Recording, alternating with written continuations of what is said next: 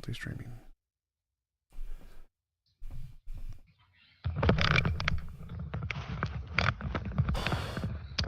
Okay. Are we still there? Yes, I can still hear you. No guarantee this is going to be better, but it's the opposite direction. Let's see. Wow. Well, I always set up in my basement, so come to me. Let's see.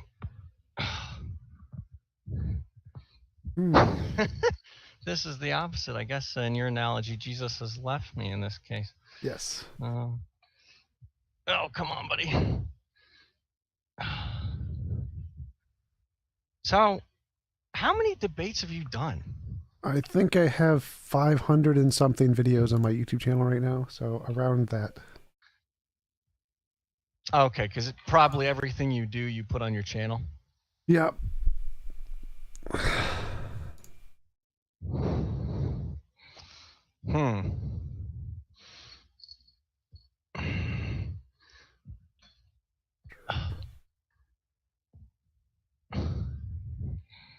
It's okay. That works. That's fine. Good enough. Fantastic. All right. Looks like we are live. Benjamin, thanks for coming on. Appreciate you taking the time to have a conversation with me. Would you mind telling us a little bit about yourself before we get started? Sure. I don't have a very good lighting setup, so I'm currently sitting halfway in the dark. So bear with me.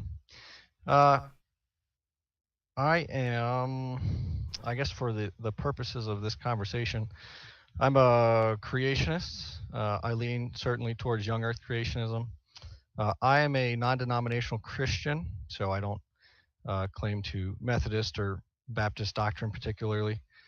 And anything that I discuss, I typically come at it from not a pure presuppositional view, because I do think we need to be a little bit open to discussion.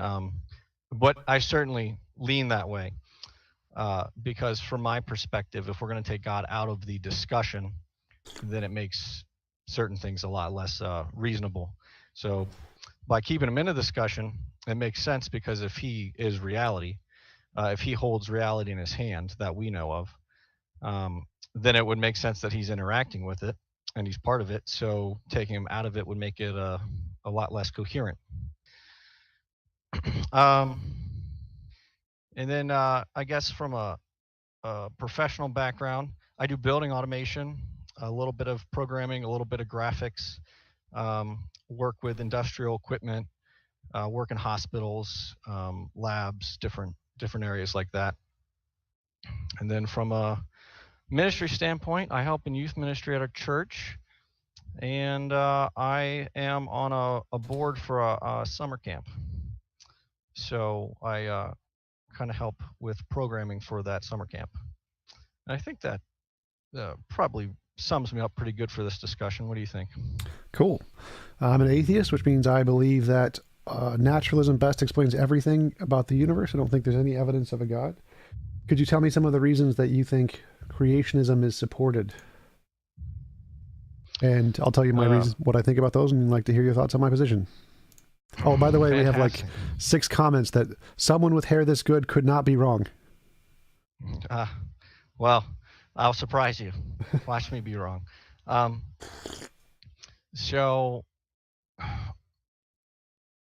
regarding, I cannot hand you a piece of empirical evidence that's going to say, well, here's creationism, boom. Such as, take the young earth argument, for example. I don't think there's empirical evidence in the sense of, like relating to gravity. We can drop something falls. We have a theory for that called gravity. That's how we explain what we're seeing. That's empirical, it's happening.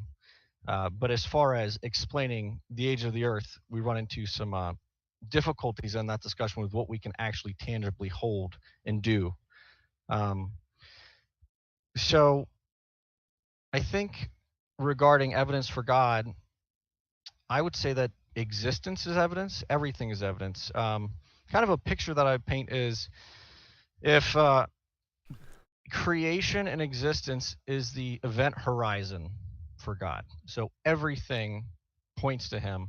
If you take little bits and pieces, you might say, oh, well, that's just a little spurt of light, or that doesn't really look like much. But when you start connecting all of the dots, all of it points in one central direction. Just like around a black hole, you'd have a event horizon that you can't actually see that black hole with your eyes, but you can see everything going on around it that's pointing to it, quote unquote. So no analogy is perfect, but I think that would be a way that I'd kind of sum that up quickly. Okay, what things point to a god as opposed to natural explanations? Morality. Okay, why would morality point to a god? Well, as you know, there has to be, well, for my position, there has to be something outside of us that's showing us what right and wrong is. Otherwise, it's just all subjective and open to interpretation. I agree there has to be an objective source, but why would that have to be a god? It could just be some part of nature we haven't discovered yet. Coming at it from my view, though, creation is it's or nature. Did you say nature? I assume you said nature. Nature would probably be interchangeable with my word for creation. Everything that God's created, which encompasses the cosmos, Earth, us, individuals, personalities, minds, outside of himself, obviously.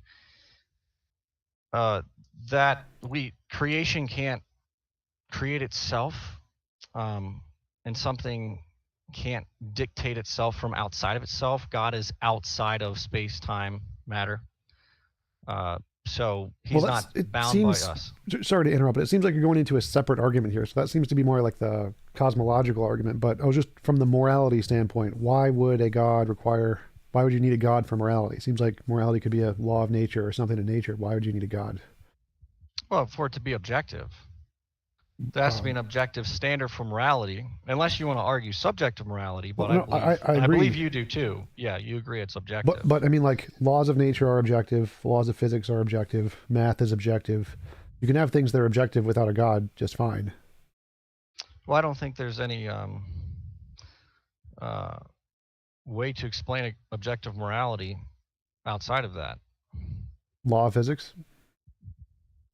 I don't think that works. Well, I mean, so the first problem is the fact that you don't think there is another way to explain it is an argument from ignorance or an argument from incredulity. It's not actually evidence for your case. It's just meaning you can't understand how it could be otherwise, but that's not actually evidence your position is true. It just means you can't understand it.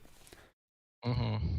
Yeah, no, I fully agree. But physics, the ways that we describe stuff, like the theory of gravity, gravity is something that applies to everything all of the time, and we cannot reject gravity. We can't make the choice for gravity to not affect our lives. But we can make the choice for our conscience to stop affecting our lives. In fact, biblically, God allows those who want to harden their hearts to be hardened. If you take Pharaoh, it seems like in the first couple plagues, Pharaoh was making the decision himself. And then as time went on, his heart became so hardened, it became a natural thing. And then there came a point where God's judgment was on him, and God was actually just either hardening it himself or saying, Pharaoh's so far gone, I'm going to pull my natural grace out of this situation. He's not going to be able to unharden his heart. Okay, so it's like it seems like your argument is like saying if electromagnetism is a force in nature, then everything must be affected by an electromagnetic field, which clearly that's false. Some things have an electromagnetic field, some things don't. So laws of physics don't need to affect everything, they just need to affect certain things in nature. So like there could be another force that's weaker than gravity that it's there, just doesn't it's not strong enough to force us to do anything. And there could be a force that's strong enough that can give us an impulse, but not strong enough to force us to abide by that impulse. So I'm not seeing why that would be a problem at all. That's just many of the forces don't literally affect everything. Yeah, but then you'd have to have a physical, we have a physical explanation for what makes things stick to the earth. We call that gravity. We don't have a physical explanation for what makes things moral. What makes things objectively moral? We can if we even wanted to argue there's a naturalistic explanation for the mind, we're just moist robots and whatnot, um, we could, but that wouldn't make things objective. That would just make things subject to whatever that robot's programmed to do. Not quite following. So, like, we can make up an explanation of why physical things make things moral, just like people can make up an explanation for why God makes things moral. There's obviously no scientific evidence that indicates either one of them. So it seems like we're on equal grounds there. The theists have made up an explanation of why they think God makes things moral. I can make up an explanation of why I think a law of physics makes things moral. But neither of those are more supported. They're just stuff we're making up. So it doesn't seem like we have any difference between the hypotheses there. And so it doesn't seem like yours is any more supported. It seems like your idea that only God could account for morality is just that, just your idea. And your incredulity about how it could be a law of physics isn't an argument against the law of physics. And so I can say, I believe a law of physics would make things moral and come up with a hypothetical explanation just like yours for God. And it seems like we're on evil footing. So I don't see why that would be any, it doesn't seem like you've provided any evidence of why the God hypothesis would be more likely or more plausible on to explain morality. It just seems like that's the way you imagine it to be. Well, from the Christian worldview, God is the standard of perfection. He's the standard of morality. He's the standard of righteousness, justice. So we do have an explanation, but to the same way that I say I don't understand this, similarly, you're saying, well, I reject the idea of God, and so we don't need God, and you're rejecting the idea of God. Not exactly. So, like, just like you said that in the Christian worldview, God is the standard of morality, I could say in the Platonic worldview, the Platonic object is the standard of morality. So those now have equal grounding for objective morality. You say you don't understand the Platonic object of the law of nature. I say I don't understand how God works. So I don't think God works as a basis of morality at all. It seems incoherent to me. And so it seems like we're on equal footing. We both have something we claim counts as an explanation, and neither of us can, like, it doesn't seem like you can answer any of the greater questions. Like, the reason I would think that secular models are better is because in the field of morality, there are many questions that we have to answer. Like in the field of physics, there's very specific questions about the fine-tuning, the energy density of the universe, perturbation density, and you have to be able to answer those questions to qualify as having a real model of physics. If you can't answer those questions, you don't have a model of physics. In morality, there's the same thing. We need to answer moral intuition, moral progress, the moral dilemmas, the moral paradoxes. And if you can't answer those things, well, then you don't have a model of morality. My model can at least answer those things. It doesn't seem like your model does. It just seems like you're asserting that you have something you've imagined to be a basis of morality. And I can just do the same thing. I can just, okay, I've asserted to have something, I have a basis of morality. So I'm not seeing any reason to think Well, that yours is better here. So I wouldn't pose it as my model, because my aim is to say that I'm coming at it from, again, a biblical worldview. So really, it's God's model. Well, but just to clarify, when I say yours, I just mean theists versus atheists, so not you in particular. Sure. Well, the problem with that is that theists can have open disagreements about pretty basic theological concepts, and so one of us has to be wrong. I mean, you can take any example you want. Is it okay to smoke marijuana? I mean, you can make a biblical case for or against it. There could be a certain time for it. There could be a certain time not for it. There's only one right answer. That's what makes it objective. The fact that we can disagree means that everyone has the ability to be wrong. One of us has the ability to be right, but we cannot all be right. Sure. But I mean, I would also. My question was, sorry. Just to clarify. So my question was, how is a theistic model of morality where it's grounded in a God more plausible or more evidently supported than an atheistic model of morality where it's grounded in the law of physics? Because there are specific sets of problems and things you need to be able to answer in the field of morality to count as a model of morality. The secular models can do that. The theist models don't. So in that case, the atheist model seems better, but it seems like the only positive evidence you've provided is that you can't imagine it, which works equally as well for the atheistic model. So that's based on the evidence you provided, the atheistic and theistic model are on equal grounds. Well, I would say, sure, I don't know all the atheistic models, I suppose. But from the theistic model, specifically the Christian model, God's the basis for the objective morality. And I don't mean that, oh, well, we think that God is this or we think that God is that, but God actually is the objective thing. He's the standard. Whereas I don't think that morality actually can be summed up in physics. And I say I don't think that because it doesn't seem logically plausible to me. So if you want to explain your end of it, you can, but God is the objective standard. He is what says right is right, wrong is wrong. He's what it's based against. Because he's outside of his creation, he has the full authority to be that standard. He, by necessity, would be that standard. So, it seems like you're saying you can't understand how it doesn't work, and in your worldview, this is how it works, and you understand that, and you seem to be claiming that that's evidence that your worldview is more reasonable. Now, obviously, anybody in their own worldview is going to say, my worldview makes sense to me, and your worldview doesn't make sense to me.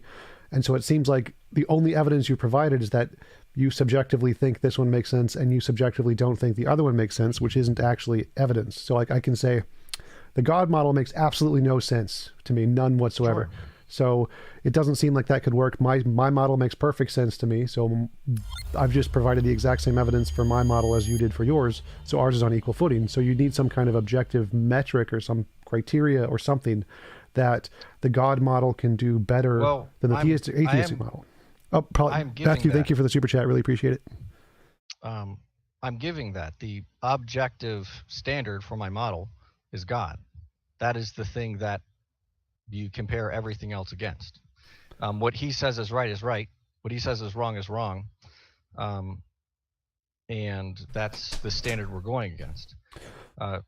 Now, if we have to be careful because we can say things like, well, we're built in his image and God has written his law on the heart of humanity. I think you can find that in Romans pretty clearly. It's written on our hearts, as well as you can trace certain common threads of morality through society through all of time. So if we have a creator, that works, and that's fine. You could posit another explanation if you want, but that doesn't mean that it's a better explanation.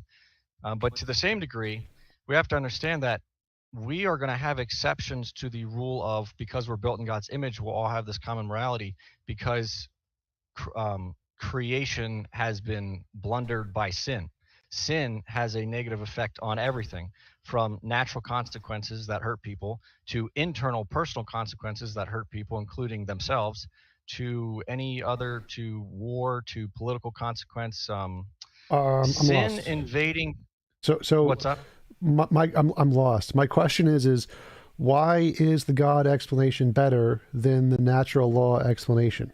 That's like how do we determine one is better than the other? Not, I mean, obviously you saying in your worldview you think this isn't a way to establish which one's better, because in my worldview mine is established this way. So that doesn't give us a way to establish which one's better. So my question is, how do you establish which model of morality is a better model or a worse model? Well, which one better supports a genuinely objective standard of morality? What do you mean by genuinely objective? Because from my perspective, objective means true, independent of opinion. So laws of physics are truly objective. So if it's a law of physics, it's objective. Well, yeah, but that's just saying if. I'm not saying if. I'm saying God is the standard. Well, So if God exists, God is the standard. If the law of physics exists, the law of physics is the standard. So how do we tell the difference between which is better? Well, right now we're just approaching it from the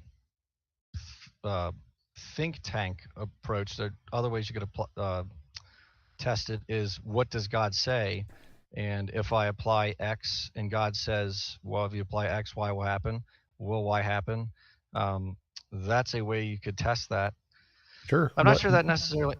What would be I'm not X sure and that Y? Well, for example, if you God will give you, he says that he'll give you peace that surpasses understanding, if you depend on him, if you have faith in him, if you trust in him. And I think if you do that genuinely, he will. Now, there could be a season, such as when Job went through it, that And I believe that that's in Proverbs. So Proverbs cannot be used as universal 100% applications. They're proverbs. They're general rules. Well, So how do we measure that? How do we measure that if you have peace greater than understanding? Is it like serotonin levels in the brain? Can we measure it with an fMRI? Like, how do we tell that you're actually right and that you have, or that a Christian in particular has this peace beyond understanding more so than atheists? Because if atheists have a better peace level, well, then that disproves your hypothesis. So how do we show with like fMRIs or brain scans, how do we show that this is actually the case? Oh, I don't think you need to do fMRIs or brain scans. I think people could just apply it. But do you I think you've debated Nathan Thompson, right? Yep. Yeah. Um, that's always a fun time. He says that you can apply a flat Earth test. Just go out to the ocean, look at the ocean, you'll see it's flat. I'm not a flat earther. I don't believe it's flat.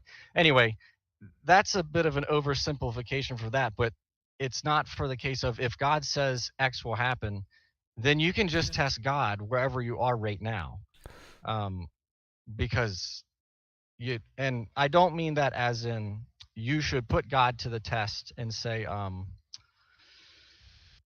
God, you have to cater to my will. But if you are seeking God and you are if you are seeking to glorify God through your living, and you are using God's word to guide you, then what He offers is going to be seen over time to be true. And again, I bring up Job as that because Job probably did not have peace when he was scraping the boils off of his flesh. He was still giving honor to God. He was still fully aware that God was God. He didn't deny God, but I'm sure he had a little anxiety, a little stress when that was happening. Right. In the end, it resulted in it, and he endured. But Well, my objection wouldn't be the Job objection. So I'm not going to make the objection that some Christians wouldn't necessarily be happy all the time. My argument is this peace beyond understanding thing. This has got to be some kind of a feeling or a sensation or an emotion of some kind.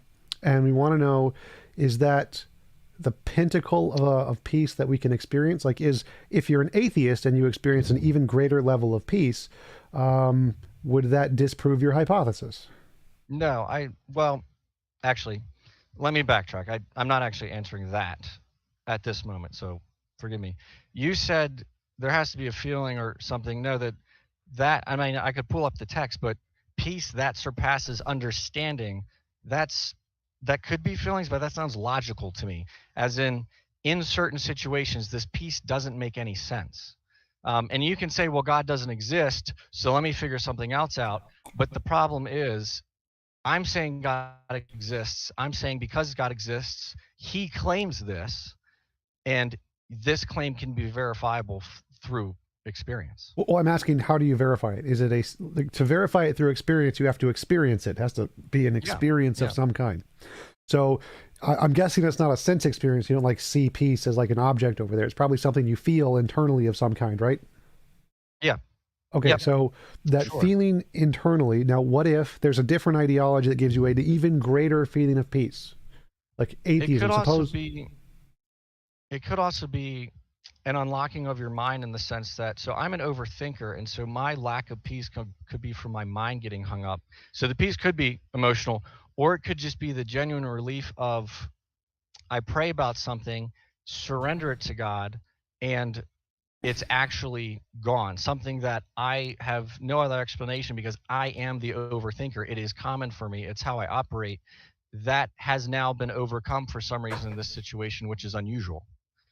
And so you could chalk that up to coincidence, but the fact is, it goes against what's normal. So again, I'm asking, how can I confirm this? So if we turn to God and believe in God, we're going to have some sensation, some experience, which is different from doing something alternative to turning from God, right? So you're saying that if we turn to God, this experience will occur, and it will not occur if we don't turn to God, right? No, not necessarily. So if we can get this sensation in other ways that have nothing to do with God, then how is that evidence of God? Well, you can't. So, gosh, this is um, you can't, because even if you don't give God credit for, the Christian worldview claims common grace. Peace is grace from God. And so anyone, the most devout atheist could experience God's common grace. Living a wealthy, happy, fruitful life, that's common grace. And you could deny God the entire time that you're doing that. So I'm not saying that those who don't believe in God won't have that. I'm saying God accounts for why it happens regardless of what you believe. Um, and also, you'll be able to. Well, actually, I'll leave it there and see what you have to say about that. Well, that seems like begging the question. So I'm asking, how can we test, like you mentioned, how can we demonstrate God is real and a better grounds or of morality or whatever? And you said, because if you follow God, you will have the sensation. But then you said, oh, but you can also have the sensation if you don't follow God. So that seems to undermine your argument. So now your original argument that you can prove God is a better ground of morality because you can follow him and get the sensation is Yeah. false, because you can get the same sensation without following God, which means you're back to stage one where you don't have any evidence. Well, boy, what a conundrum. Um, so I think we need to back up for a minute. Common grace means that it can happen to you regardless of what you believe. God being the explanation is separate from what you believe. He explains it. You don't have to believe in him, but he is the objective basis for that. Crud, I had another train of thought and I just lost it. Repeat your critique of me. Right. So my argument, what I was asking is why is God a better basis of morality than natural law? And you said the reason God is better is because we can demonstrate he exists through this experiment. He says do X and you will get Y. If you do X, you will get Y. And the do X, I asked, what is the do X and what is the Y? And you said the do X is follow God of some way. Follow the teachings of God or something. And then you will experience this unending peace or this unimaginable peace of some kind. And then I asked, well, okay, can you experience this unending peace without following God? And you're like, yes, you can. And well, that means that it's not do X get Y, because now there's do Z get Y or do A get Y. You can get Y in lots of different ways. So if you want to show that God is more likely to be real by some experiment of do X get Y, you need to give me an example of do X, which is following God or whatever, and then getting Y, which doesn't happen in lots of other ways. Because if it happens in lots of other ways, then it wouldn't be evidence of God, because it could be explained by any of those other ways. Oh, that is not Proverbs. Also, I misquoted that. Will guard your heart's mind. So, unfortunately, I may have taken that passage a bit out of context. But I'm not, the peace is not a peace that's one never ending, because I think that would go against my Job argument, because as common as grace is, unfortunately, in this world, sin is equally as common. But the part that's surpassing understanding, that again, that's a logical. I would say that that's a logical approach. It doesn't mean that you necessarily get a feeling, but you understand that the peace you're getting doesn't make sense per any other situation. And I will say, I did take that out of context, so perhaps we should move on from that verse, because it's in Philippians, not Proverbs, and it looks like that Paul is actually speaking to the church, as he's saying, the peace of God, which transcends all understanding, will guard your hearts and your minds in Christ Jesus. So if we're depending on Christ Jesus, then we will have a peace, and I can attest to that. That does surpass understanding. That doesn't mean we're not going to have valleys, because my sin, which is ingrained in me, unfortunately still gets the best of me at times. But I still do have peace that surpasses understanding, very obviously at times. And other times I'm not paying attention to it, so it really doesn't help me. Okay, so the question is why is God-based morality better than secular-based morality? And I don't think you provided any reason why one would be better. Like, if I say, why is a hammer better than a screwdriver? Well, I can use a hammer to hammer things. I can demonstrate it's a tool that is more effective for more things or whatever. So you need to demonstrate that God-based morality is more reasonable, more plausible, can do more things than secular basic ethics. Some give me some method or some criteria to show that God-based morality is a better thing to believe than secular-based morality. It has an objective standard. It doesn't matter what you think, it's objective. So does the secular morality, so that doesn't work. What else? What is it? Let's talk about Law of that. physics. What is the law of physics? It's a field, like laws of physics describe fields that exist. There's a moral field, like there's a gravitational field. Right, but we can explain gravity. Explain how a moral law of physics works. Exactly the same way gravity does, except with moral principles. It just goes throughout the universe. Like what is the difficulty here? That gravity's you cannot decide not to adhere to gravity, but you can I already addressed that. Remember before, like electromagnetism is a law of physics, but your argument is that, well, if it's a law of physics, everything must have an electromagnetic field. That's false. So no, it doesn't need to affect everything that way. That's false. It can be weak enough that it doesn't force you to act and still be a law of physics. So that doesn't work. Well, so is it sure, but if you have a magnetic field that's strong, is at a certain point a certain strength, then anything at that point will be affected by that strength. It's all at the same point. If it has an electromagnetic field. Sure, yeah, but still, that I'm comparing apples to apples. I'm not saying you can take a piece of plastic and do that. I'm saying something that is attracted to that will be equally attracted to it if it's in that same spot, if it's compared to that same standard. Yeah. Right. You can't do that with morality, because what's the standard of morality that's binding people like that magnetic field binds anything in that spot? The physical field of morality. It's a field. So it's a field like gravity. There's no problem here. This is pretty easy to understand. Well, no, it is a problem, because there's a whole theory that explains how gravity works to the best of our abilities. But you're just saying there's a field, so that's as good as me saying there's a God, but then it could be Zeus or anything else. But God is, by definition, perfect, unchanging. And because he's perfect and unchanging, he can be the standard, because he's perfect and unchanging. So the field is perfect and unchanging by definition, so it can be the standard. Yeah, but it's a field. Yep, which is better than a God. Field, it's a better candidate for perfect and unchanging than a God. No, because a field is a field. God is God. You're not comparing apples to apples. You're comparing apples to oranges. That's like saying, well, a rock is unchanging. Okay, you could say a rock's unchanging. That doesn't mean it is. God is, by definition, unchanging. I can think of lots of fields that can change. Fields are not, by definition, unchanging. I can think of lots of gods that change. Gods are not, by definition, unchanging. So definitions aren't an argument here. Definitions are the way you think of things. Definitions aren't binding. They're just the way you think of things. So it doesn't actually prove anything. I can just say the definition of the field is it's an unchanging moral field. Okay, problem solved. Like, definitions don't force anything to do anything in reality. Well, you're inferring that there's other gods.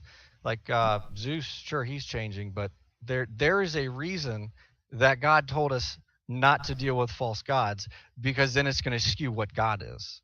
And so humanity has really gone head over heels over the false gods thing, and so it's very easy to get confused. I don't think you're following. I don't think you're following it. So you've made up a god. You have an imaginary friend named God, and you think it has these properties. Now I can make up a different imaginary friend with different properties and call that a god, and those are equal. They're exactly the same. There's no more, one's no more better than the other. So my definition of a god of Zeus is equal to your definition of a god as Yahweh. They're both just things we've made up. There's not evidence it's true. Zeus and Yahweh aren't compatible. They're completely different entities in their existence. Zeus has characteristics that Yes, it has a different made-up definition than your made-up definition, but they're still both made-up definitions. Yeah, but that one's not rational against what we see in reality. God being an objective, perfect source, it is rational. It's a rational line of thought. Wait, okay, so you said it's not rational in what we see in reality. No, I'm not seeing the difference here. Yep. Like, both are made up, both are false, all the evidence indicates... Let's take... who is the god that rode in the chariot that pulled the sun across the sky? Helios. Right. There's some problems with that analogy. It's a god that's a chariot that's pulling the sun across the sky. Yeah. None of that happens in reality. A perfect omniscient God who's outside of our universe We don't. That Could doesn't work happen with in reality reality. either. How do you know? The same reason we know there's no Helios pulling the sun. There's no evidence of it. That we can test that by looking at the sun and saying, is there a chariot pulling it? How do you empirically test if God exists outside of our physical universe? Well, it seems like you're making an argument from ignorance here. It seems like the Helios could be invisible, or it could be outside of our known laws of physics. Like the fact that we don't see it doesn't prove it's not there. So saying that we don't see it is not an evidence that your God is correct. It's like saying, oh, look, there are 10 axles. The first 9 are broken, therefore the 10th must work. Like, obviously, you understand that that's false, right? Like, if I have 10 car axles and I look at the first 9 and all first of the 9 ones are broken, does that prove that the 10th works? No, that's like the gambler's fallacy. Yes. You can't base a, yeah. Right. So the same thing would apply here. Even if Zeus and Helios were proven false, that doesn't prove that yours is correct. Well, And so they're right. still on the same Well, the same footings.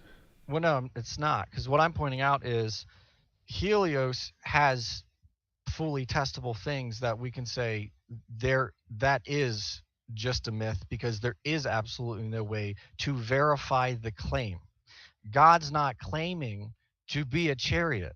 He's claiming to be the creator who's outside of and not bound by this. But Ergo, even if we can't understand it, that again, it would be an argument from ignorance to say, well, I can't understand how God could possibly be metaphysical or outside of this universe. Ergo, God can't exist because I can't understand that. That's also an argument from ignorance. well, no. So again, you're assuming that Helios predicts to be a physical thing that we can physically see, which it does not. It does not predict that. No, none of the Greek gods say that they're made of particles that we can literally see. In fact, they can be invisible whenever they want to. So Helios could be invisible. It could be outside of our space-time, which means the fact that he's a chariot pulling the sun is not disproven. That is not disproven at all. In fact, you can't. It's unfalsifiable, the Greek god claims. So they could still be there. We just can't see them because they're not physical things that we can interact with. So they're the same kind of thing. Neither has been falsified. And this is, again... How do we know Helios claims to be a chariot? Like, the same reason Jesus claims to be a sword. But the claim, okay, so let's take the Helios one. That's fine. That still works in my favor because Helios claims to be a chariot. So it's like, well, okay, that's great. He's on a chariot. What can or beyond the chariot? Yeah.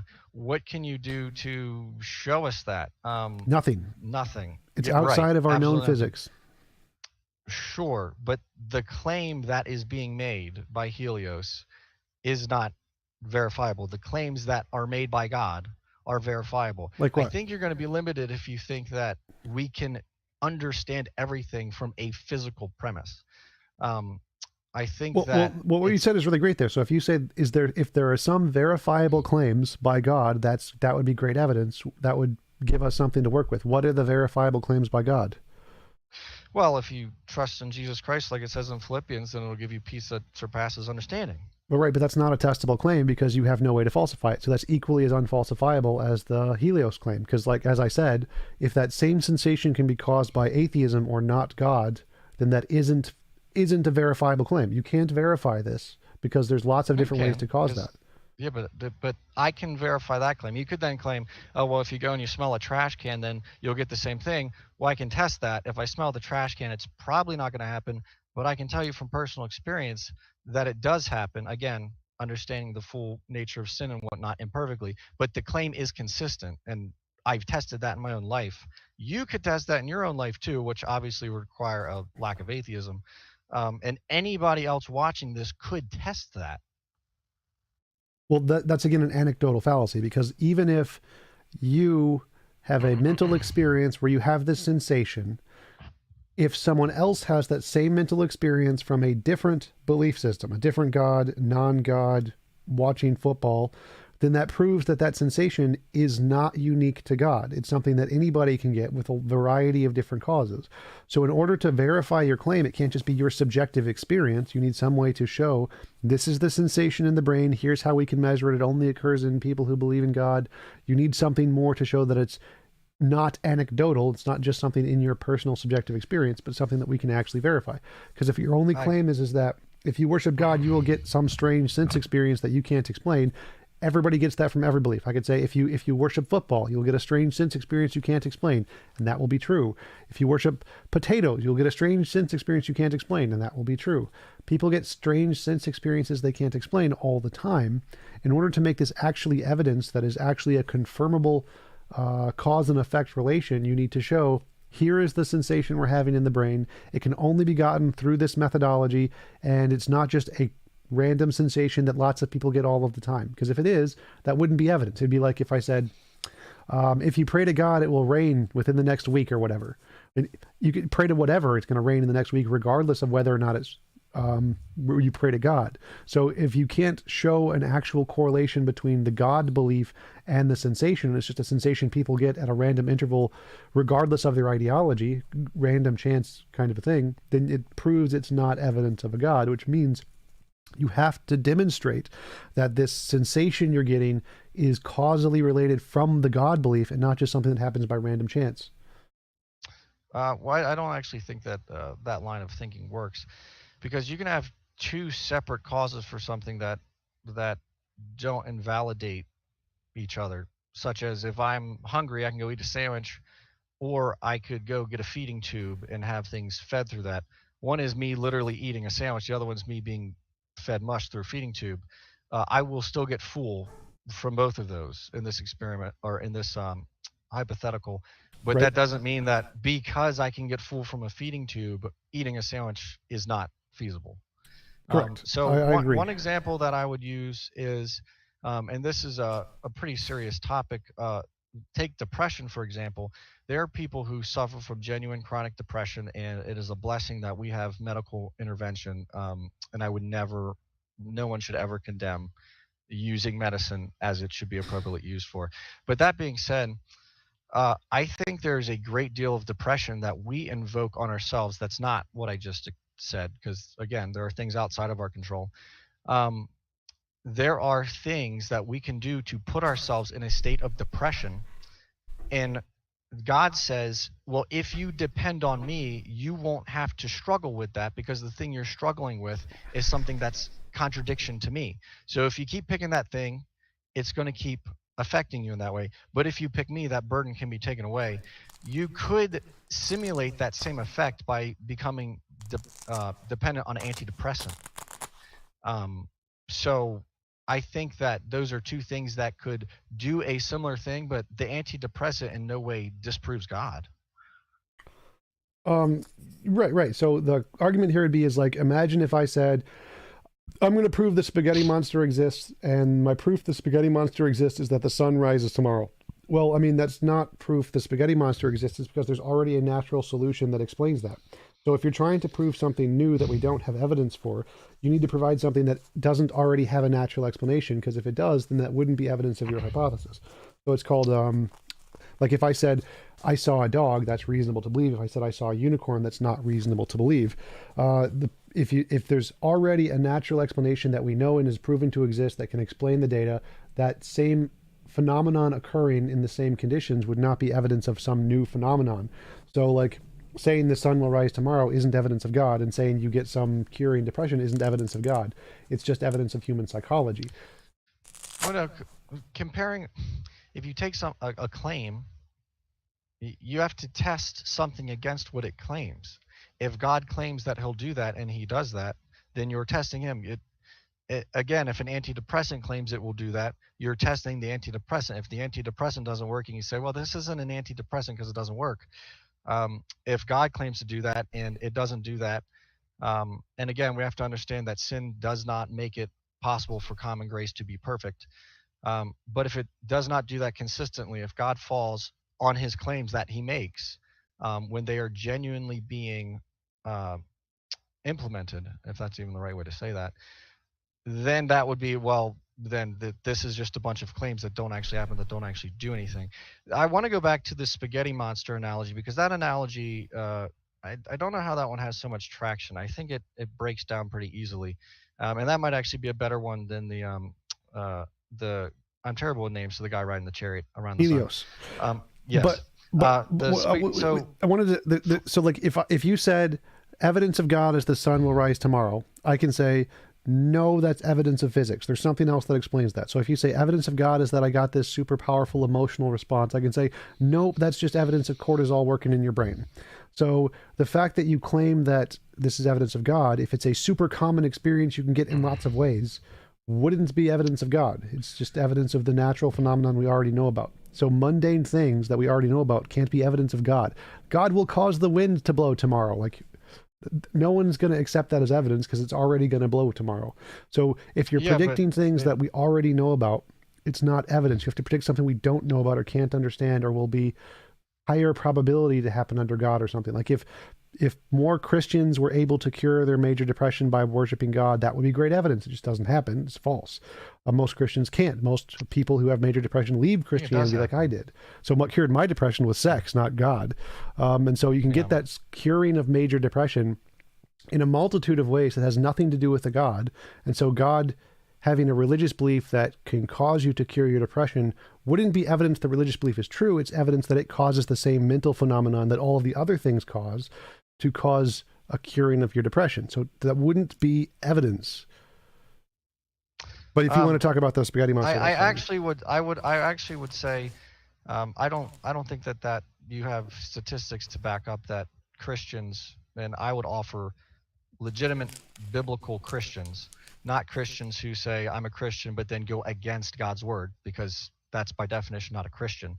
But legitimate Christians take sex lives, for example. Um, I'll have to look it up, but I think there was a study done that showed that Christians were genuinely more content in their sex lives with their spouses than secular people were. And that's just one example. So I would argue that, again, holding Christians to the claim of Christianity, Christians are probably less depressed than secular people are in general. I would absolutely make that claim. Now, what resource you're going to use? If you use a secular resource, well, then we can claim, okay, well, a secular review said, of course, they're going to go against Christianity. And if you take a Christian resource, then you would hope that they're being honest, just like you would with a secular resource, but certainly there can be biases paired in with that. Um, so I don't actually know how statistically we can prove that, Oh, we but each can. There's individual person, like I said, Well, statistically, we can do can that prove that. There's themselves. tons of studies on the effects of religiosity and non-religiosity and the effects on society. And there's a Pew Religious Forum survey thingy that compares the different outcomes of more secular to less secular states in America. And the more religious states do worse on pretty much everything: child pregnancy, disease, crime, poverty, just every statistic imaginable they do worse on. So we do have stats on that. So that would, if you're going to go with the stats, we can just look at the Pew Surveys data, and atheism wins. Well, yeah, but I like Pew. I think Pew does a pretty good job at being unbiased. I appreciate them. They're not perfect, but what does religious mean?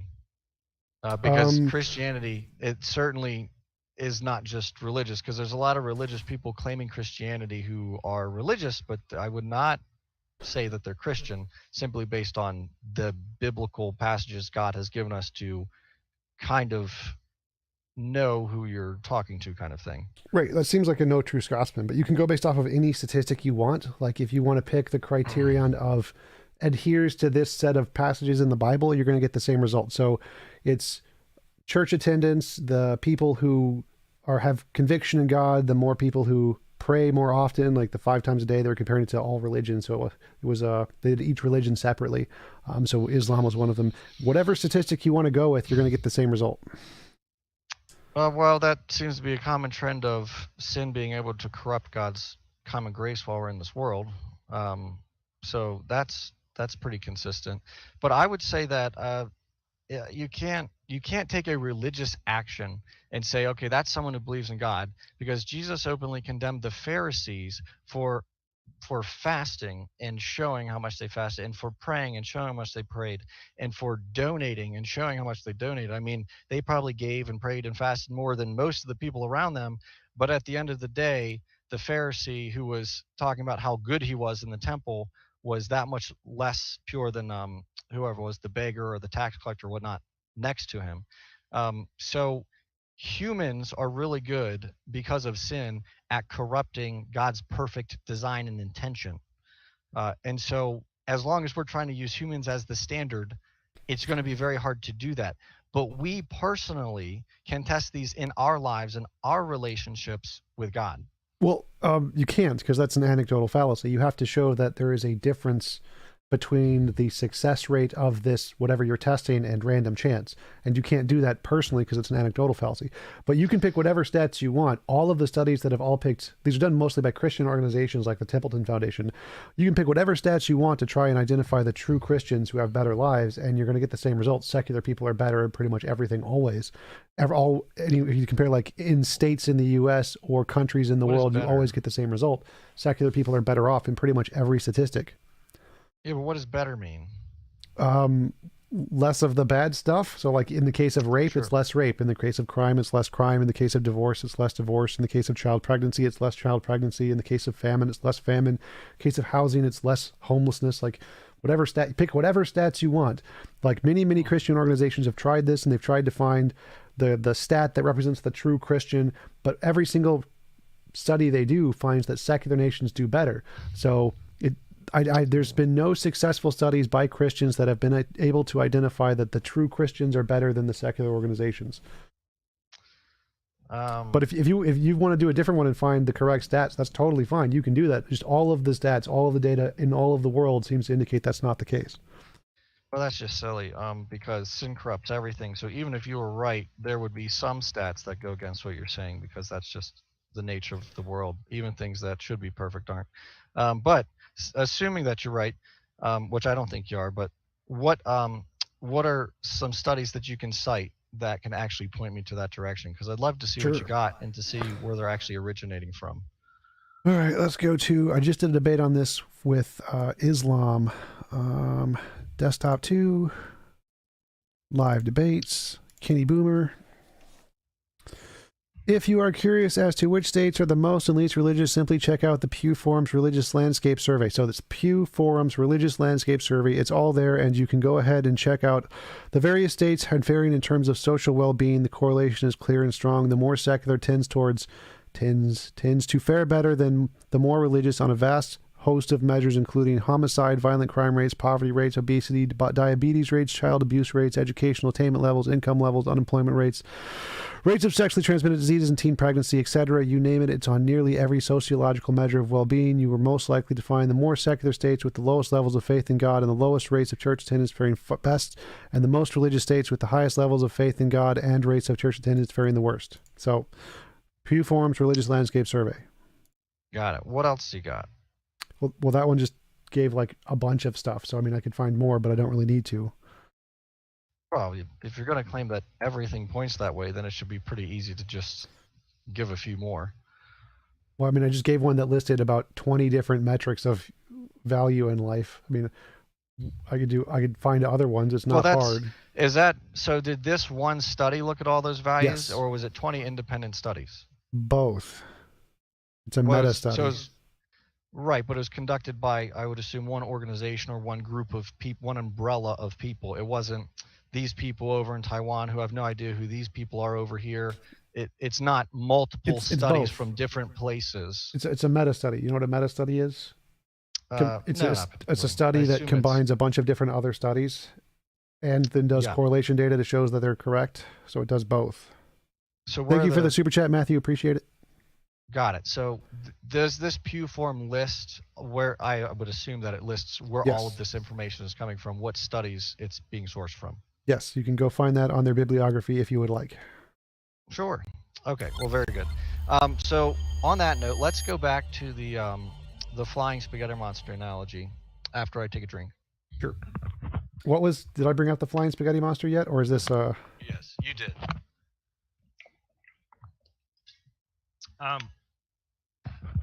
So one big thing that I think we're missing here, and this is why it's hard to,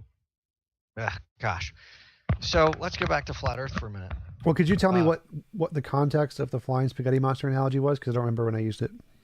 Yeah, it was, I think it was just saying, well, I could say that this flying spaghetti monster is an explanation for X and Y and Z versus your God. Gotcha. I believe that sums it up. So the problem that I have, and I actually used this against the flat against Nathan when I was debating him, but the issue that flat earthers have is because they refuse to accept what gravity is, they cannot properly comprehend what it is. It's not until you say, let me genuinely take this in and have an understanding for it, that you can start to do that. As long as you're going to just bold face reject it like they do.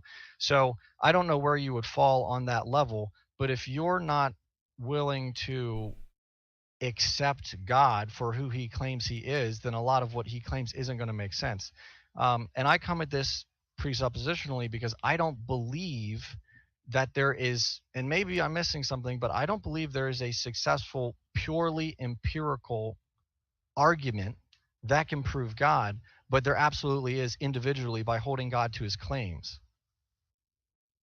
And we have to compare a claimer against his claims to figure out if he's consistent. God is consistent with what he's claiming, and it makes sense in reality. Whereas the flying spaghetti monster doesn't make sense because it claims to be a flying spaghetti monster, and none of those make sense in reality.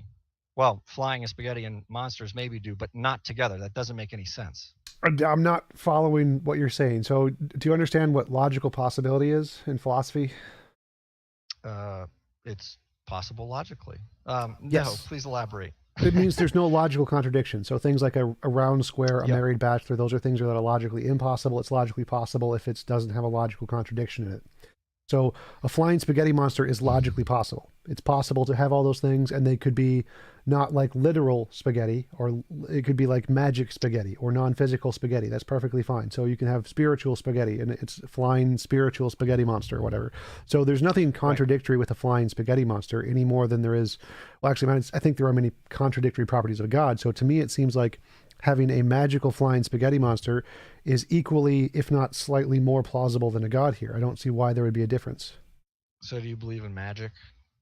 No, but it's equally as So it's plausible less as a god. plausible. Yeah. No, it's not, because God How doesn't so? claim magic. He claims to be God. He's omnipotent. That's not magic. That's omnipotence. I don't see the difference between a spiritual supernatural realm and a magical realm. Like those both seem to be equally as plausible here. Why? That's I would offer that's an argument from ignorance, because magic is I don't actually know what the definition of magic would be, but supernatural is just something that supersedes, that's outside of what we can naturally see, naturally experience. God, if we are the creation and he is the creator, that would mean he can't be bound by what he created. So like saying magic here would be just a different ontology. So you know there's different possible ontologies. We have the physical world. There could be a supernatural world. There could be a magical world. There could be an ubernatural world. There could be all these different kinds Yeah. of realms of stuff. Magic would just be a different realm of stuff, just like the supernatural would be a different realm of stuff. Yeah, so I would disagree with the magical realm, and I would say the supernatural realm exists Why? because they're Because different. sure, they're different, but why would we say one is Yep. more likely than the other? Because it seems like we're both just making up new ontologies. Why would Um, well, with God being, again, the event horizon, existence points to God. Like I said, existence is God's event horizon. Everything points to him, and I'm trying to morality points to him because he's the objective standard, which we're trying to get to here. Um, so the there, if God exists, then a supernatural realm is necessary. I would posit that God's existence is necessary for the natural realm. And so the fact that it's just reality, and that's how I'm making that argument.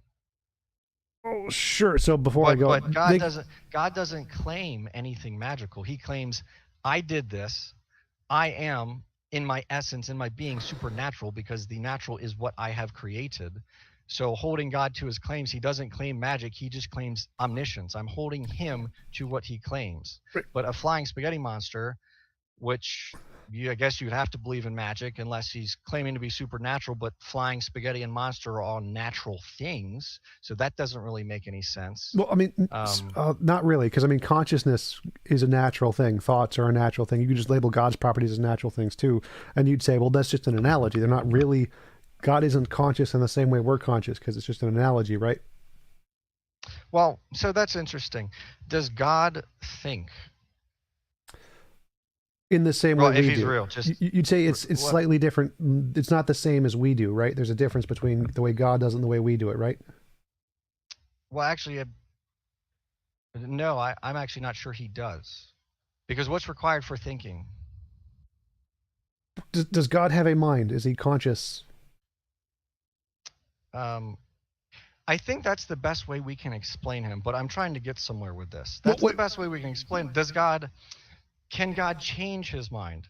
I It don't would I be a don't mind if he can change his mind or not. I'm just trying. There's a few points I wanted to bring up, and so one of them is God is conscious, but not in the same way we are conscious. Right? There's a slight difference between those two, between the way we're conscious and the way God's conscious. They're not the exact same. well.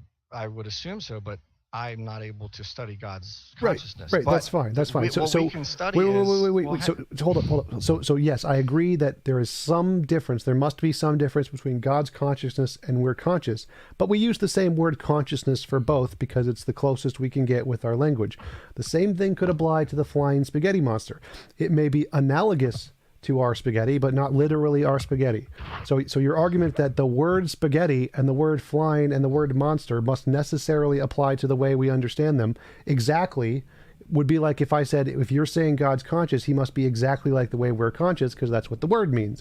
That's not how it works. They don't literally need to be actual spaghetti. It can be proverbial spaghetti. But I wanted to apply. Thanks you for the super chat, Matthew and Grant. Gary Grant asked, "Can you ask Ben when did God make all these claims?" sit down. I will not sit down. Well, they're sorry, not you, my dog. Okay, that's fine. Come on. In Scripture, he makes all the claims that we know of in Scripture. Okay, I think he's my asking if dog you're like a is. young Earth creationist, so like 6,000 years ago or whatever. Oh well, yeah, I'm a young Earth creationist. Again, I don't argue necessarily from an empirical standpoint. That I don't want to get into that conversation because I'm actually prepping for debate tomorrow on that topic. Sure. That was just a super chat, so you don't have I'm to go. tired of thinking about young Earth creationism. But back to the No. spaghetti monster. So just like Yes. God's So, consciousness hang isn't on. like ours, spaghetti There's doesn't need a. to be I literal think spaghetti. there's a. I think there's a. We can agree that God is the flying spaghetti monster if we can change definitions, such as if instead of flying you mean omniscient, and if instead of spaghetti, instead of literal spaghetti, spaghetti means omnipotent, and instead of literal monster, it means omnipresent. If we change all the meanings to mean God, well, then we've got God. We just call him the flying spaghetti monster. But if we call it flying spaghetti monster, but it actually has all the attributes of God and no attributes of spaghetti, then we're still talking about God, just like you can call gravity Bahajapash, and I can call it that all I want, but it's still gravity. So Right, if we we're not. start saying this, if we start saying the flying spaghetti monster has all these attributes that are God's claimed attributes, it seems like we're calling him God. We're describing God. We just don't want to call him that. So that's not what I was saying. So I was saying that just like in the Christian worldview. So if you say God is conscious and we are conscious, and that's the same word, but they mean slightly different things, right? They don't mean literally the same thing. If we say in the Maybe Pastafarian worldview, they say it's a spaghetti monster, a flying spaghetti monster, but the word flying and spaghetti don't mean the exact same thing as they do here. So they're similar, but not exactly the same. They're not describing God. They're not using omniscience, omnipresence. It's literally just magical spaghetti. It's not non-physical spaghetti. It's still spaghetti, but it's non-physical magical spaghetti, and it's non-physically magically flying, and it's a non-physical magical monster. But it's So still all a you're non. doing, What? so all you're doing is taking the physical thing we have and adding magical to it. Yes. So it's just like you're taking consciousness and adding some new properties to it to make it like God. We're just changing it slightly, so it's analogous. Well, no. So you might have to fully reformat a definition. For example, when God wipes out the earth with Noah's flood, it says he regretted making humanity. God does not have the ability in omniscience to regret, but that is the best way he can convey what is going on to humanity, because we have no idea what it's like to be omniscient. Right. And so that's when he says regret, it's actually not regret. Like that meaning would change completely, but it's how he's describing what's going on to us. So it's not regret plus magic. It's actually him expressing himself in a way that doesn't mean literally regretted. So it's not literal spaghetti with magic sprinkled on top, just like it's not literal regret with magic on it. It's a full different definition. Right, exactly. So magical flying spaghetti is just the best analogy the flying spaghetti monster can give us to try and help us understand his magical realm and what he's made of. Right, but that's why I don't believe in the flying spaghetti monster, because it's the flying spaghetti monster. That has that if the flying spaghetti monster can offer a a perfect and an unchanging basis for morality, then it is God. We're just calling it the flying spaghetti monster. But if it can't do that, then it is certainly not God, because that's what God claims to do. Well, again, it seems like you're presupposing there's only one way God could be, and that's false. You can have there's many different ways an omniscient being could be, an omnipotent being could be. There's like there could be one that Well, only not wants what? you're presupposing that God isn't real, because if God is objectively one God, if Yahweh is the only one, then no others have the ability to exist. So you are assuming that God doesn't exist, or all gods are equal or fictional, which No. again, you then are you're having the flaw you're trying to push into my argument is actually the one being exposed in yours in that basis. No, because all I'm using is logical possibility here. Is there a logical contradiction with an all-powerful, magical flying, magical spaghetti monster? No, there's no Yeah. logical contradiction in those things, as far as I can tell. Well, there's I guess um sure, but then let's test that. There's no logical contradiction with me being able to make my hair disappear, but there is a contradiction with reality, because even though it's logically plausible, it's not real. Like it can't happen. So Wait, there what do you is mean? no Because to me, it seems like it's equally as possible for the spaghetti monster to exist as for the Christian God to exist. So I don't see the difference between the two in this example. It Well, seems like that's they're what I'm that's why I'm saying it's important that we test something against its claims. I'm claiming I can make my hair disappear. Fully logically reasonable. Okay, we'll do it. I can't. I cannot make my hair disappear. That's not something that happens. If we test God against his claims, there's no confliction with reality if we're taking God at his word, not at our assumptions about him. That's why we have to compare God to what he claims. well. It's So like if well, there's two things there. One is that I see more errors in the Bible, the Christian Bible, than I do the Pastafarian Bible. The Pastafarian Bible is pretty well grounded on science, so it seems like that's more accurate. So it seems like the Pastafarian God is more in correspondence to reality than the Christian God. And the only example that you've given of being able to test God is something that is pretty common psychological feature that you can get a lot of ways, just like the rain falling and making the grass wet. It's not really particularly good evidence. So I'm not seeing what your examples are here, because to me it seems like Spaghetti Monster's book is more in correspondence to reality and has less mistakes. The Bible has tons of mistakes and doesn't correspond to reality, and you haven't provided any way to test God that isn't something that's mundane that we already know about. if the flying spaghetti monster is the flying spaghetti monster omnipotent? Depends on which version you read. We can go with yes, sure. Why not? I don't care. Okay, well, if it's not, then it's not all powerful, which means there's things outside of its control. So how can we trust it? Wait, did you say Is it omniscience or omnipotence? omnipotent? So yeah, I I think meant it to would say be. omnipotent. Yeah, I think it would be omnipotent. Yes, Okay, would it also be omniscient? maybe. I don't think it requires that. Okay, well, God will require that, because if Why? he's not all knowing, then how can he be sovereign, which he claims to be? Why would I don't understand the word either of those words here. So I don't think if something's omnipotent and it created the universe, it can be God, and it doesn't need to be sovereign or omniscient. Like none of those, neither of those are Oh, I required. I changed the word. I changed the word to omniscient there Yeah, at the end. yeah, So is right, omniscient. right, So omniscient is all knowing. right. You don't need that. You don't need that to be God. There can be a God who created everything and isn't all knowing. Uh, I wouldn't agree with that, but Why? I don't know how that would work. Which is a claim from ignorance. So just stand by. Let me think about that for a second. Um, well, because if he's not all knowing, then it goes back to reliability.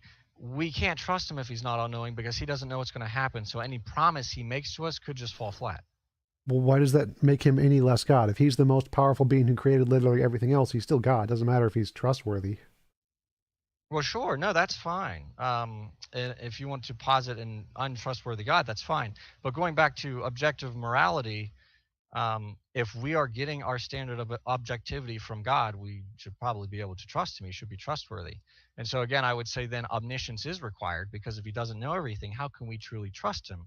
And if he doesn't know everything, then how can he be unchanging? How does he know he's going to not change when he makes us that promise? I'll address that in 1 second. We got a super chat. Thank you, Shadow. Well, here goes to the Grubhub money question for the guy with the weird afro. What century were you born in? You have a nice style there. Oh, thanks. Um, well, 20th, or 21st, but actually 20th, 1900s. So sorry. He's Yep, actually that's all I got for 17. you. It's 17. Gotcha. But If there's some sporadic movements on my camera, it's because my dog is sleeping on me, and she's a 60-pound lap dog. So no problem. Yes. So yep. my question here is that there's a separate point here between morality and omniscience. To me, it seems like there could be a God who's all powerful, who created the universe, and it's just all powerful, omnipotence, no omniscience. It doesn't seem to need omniscience to create the universe. It can create the universe just fine.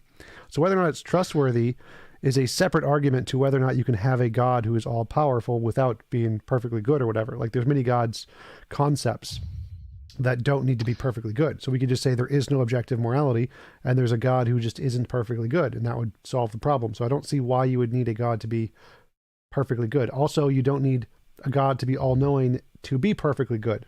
Like you could have a God who's perfectly good by nature and he doesn't tell you anything. And so you don't need to like trust what he's saying. It's just his nature that's good. Yeah, So that is actually the biblical God. That's the biblical worldview. He is good in his nature. Like he is good. It's not that he right. does something because it's good, and it's not that something's good because he does it. It's that he is the standard. He is good. Right. And I'm using that as an example to show that you don't need omniscience, all knowledge, to be perfectly good. You can be perfectly good even if you don't have all knowledge, because the reason God is good isn't his knowledge, it's his nature. Uh, sure. Yeah. Um, So you could I'm have a trying to God figure out. who's all powerful and all good, but still doesn't need omniscience. You don't need omniscience to have a perfectly good, Well, all how powerful can God. you? Yeah, but you can't trust that he's all powerful. How can he know he's all powerful if he's not omniscient? Because for all he knows, all the God knows, he's not all powerful. There could be something more powerful than him. He's not omniscient. Well, I don't understand the question here. So, like, how do I know he's all powerful? I don't need to know. That's an epistemology question. I'm just asking: is it Well, ontologically possible? Like, could there exist a God who is all powerful and perfectly good who doesn't know everything? And the answer is yes. Whether or not we know it doesn't make a difference. Like whether we could well, no, know he I exists is sure we couldn't know he exists. Yeah, but in that case, we also would have no reason to posit that there's a God, if that's the case. If there's no way for us to know that he exists, then why would we worry about that? Uh, that this is a different thought experiment than I'm used to, so I apologize for not addressing things clearly. But yeah, what do you think? well, to me, it seems like you're confusing epistemology and ontology. So, like, whether or not we think there's a God doesn't matter. It's irrelevant to the question. So Correct. imagine there were Yeah. no humans created in the universe yet. We're pre-human Yeah. era. Could there be a Yeah. God who created the universe who's all powerful and all good, but not all knowing? Well, yeah, like there's, of course, he's all powerful. He could definitely create the universe. Well, but And it see, wouldn't that's matter if he was but all you're knowing. you're begging the question there though, because how do you know he's all powerful? Because unless he's claiming to be all powerful, you're just assuming he's all powerful. So I don't think that that works because then you run into problems with God. So I'm asking about the problems with God part. Whether or not we know doesn't provide any problems for God. So if we know God is all powerful, versus we don't know God is all powerful, neither of those things are a problem with God's nature. There's no internal contradiction with God either way. Whether or not we exist poses no problem to God. So Sure. asking how do we know something is an epistemology question. It's a fallacy in philosophy known as confusing epistemology with ontology. Trying to ask how you would know something is irrelevant to the case of whether or not it's true. So the truth I of the think I statement. I think I got it. Okay, so I am saying that a God I'm arguing that a God cannot be omnipotent without being omniscient because um, there would be no plausible way for that to happen because you cannot be omnipotent. God could not be omnipotent without knowing that he's more powerful than everything else, because I'm there not. could be something more omnipotent. Just like if we only know God, if we only know God and the view that you're giving, if we only know the God that you're describing, there could still be a more powerful God out there unless something that knows everything tells us there's not. So I would agree that us knowing something is separate, but I don't think that it works saying there's something all powerful without knowing if there's something more powerful, because then saying all powerful becomes subjective. Uh, could something be all powerful and not know it? Like, could it be the most powerful thing in the universe and just not know it?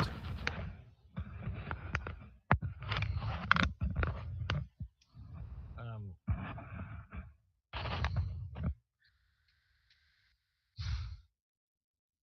I will say I will just concede with I'm not sure,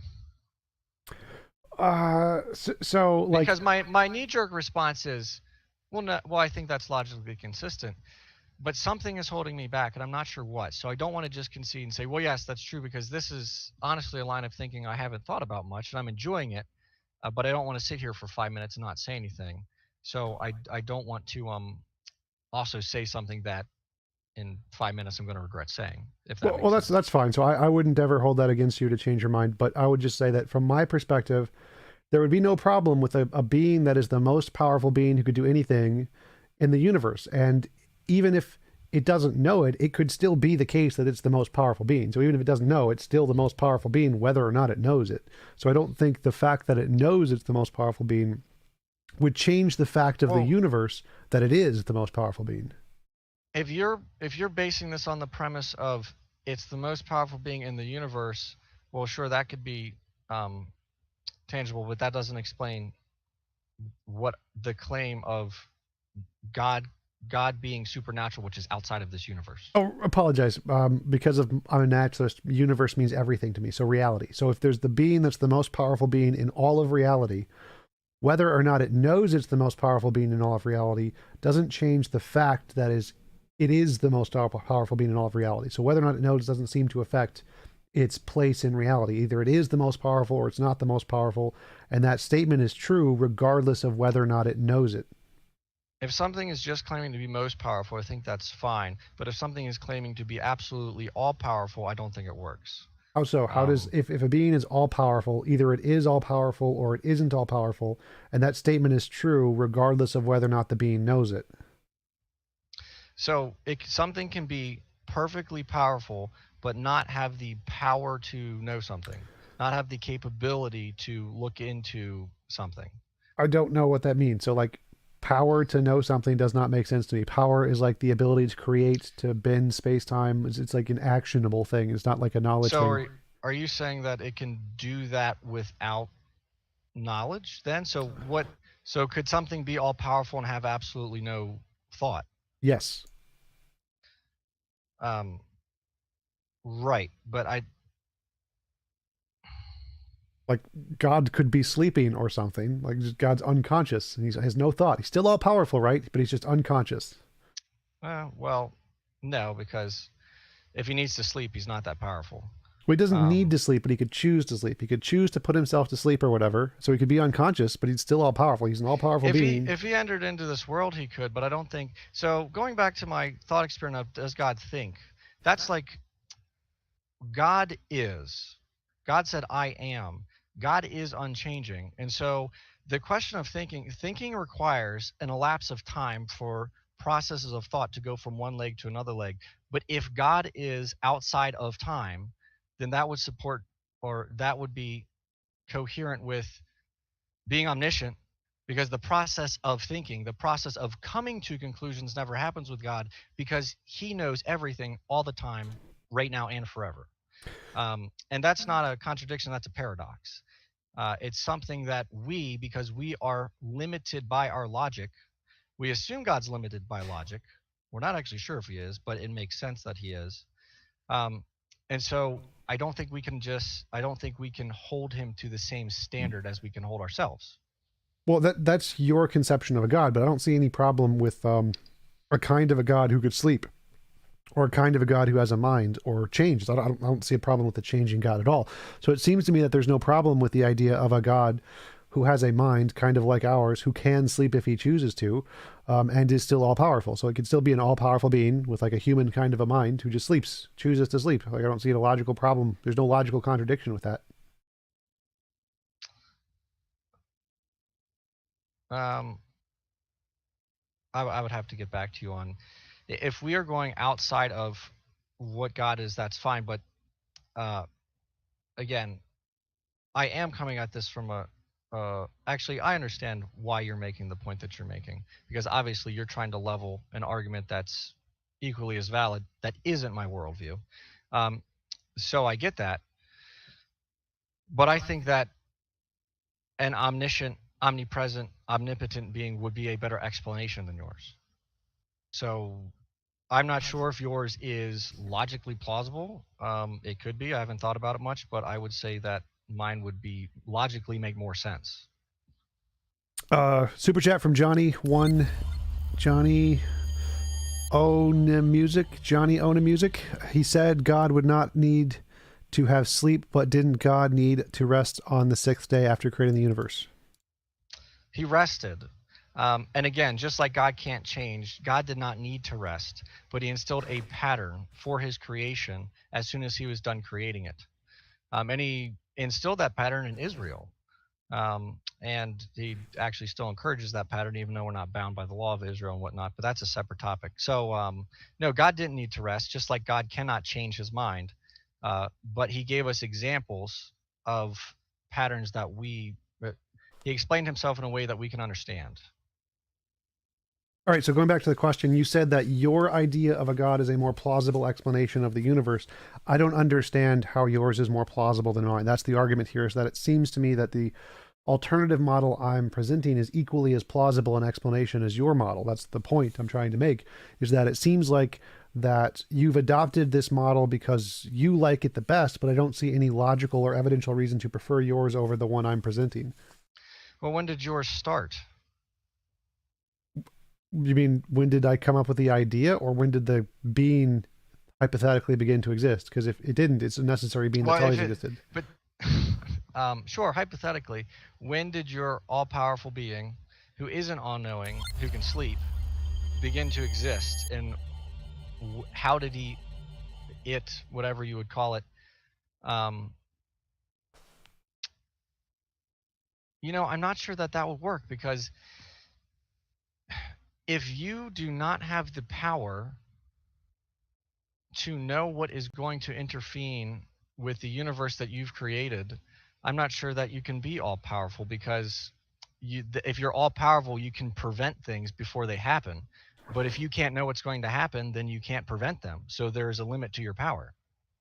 I don't quite follow that. Like, I don't think the power to know something seems like a contradiction in terms to me. It seems like a square root of a pork chop. Like, you don't, the power to know something just seems like, is it possible for you to have a brain state to understand the concept? But I Well, don't. you mentioned logical um, logical lines of thinking. If we were talking about superpowers, could you have the power of knowing everything? Seems pretty logical that that could be a power. It could be like a superpower, but that wouldn't be literal power. Uh, sure. So I think that in order to actually be all powerful and to have the ability to use that all powerfulness, you would also have to be omniscient. Otherwise, again, I don't think that you can be all powerful and say, well, I have the power to prevent anything, even though I don't know that anything is coming. So anything could come and surprise me, but somehow I have the power to prevent it, even though I don't know it's coming. So you could address it once it gets here, but you can't prevent it. You don't have that power because you don't know what's coming. Doc Palermo, not thank you for the super chat. A transcendental being must be timeless and cannot know propositions about the past and future, but such a being must know these propositions, so it is impossible for a transcendental being to be omniscient. Says who? Well, he's saying that if a being is unchanging, then it can't know facts, because knowing facts requires time. I disagree. I explain that through God's being, he doesn't change. Through God's, I don't think that God thinks. I think we can understand him as a mind, but I don't think he thinks because he already knows everything all at once, all at the same time. It's the knowledge is always there. It's always been there and it will always be there. The universe he's created is based on a timeline. God is not based on a timeline. He's outside of time. Okay, so back to the point, mine would be is that I don't see any contradiction with, like, you asked earlier, can there be an all-powerful being that has no consciousness? I would say yes. Like, there could be just a field, an infinite field that has energy to create everything. And it's a kind of like a quantum field that emits things randomly or whatever, or has a nature to emit certain patterns or whatever. And it has infinite energy, so it's all powerful. It could create or destroy everything, but it has no knowledge. So I don't see a logical contradiction with this. I don't see any connection between omnipotence and omniscience in that you need knowledge to have all powerful. You could be all powerful to create everything, infinite universes, whatever, just fine without any kind of knowledge. Or you don't need to know anything about the future. You don't need to prevent anything about the future. It's just if you have the infinite knowledge that makes you able to do all of those things, your omnipotence, regardless of whether or not you have the knowledge to act on those possibilities.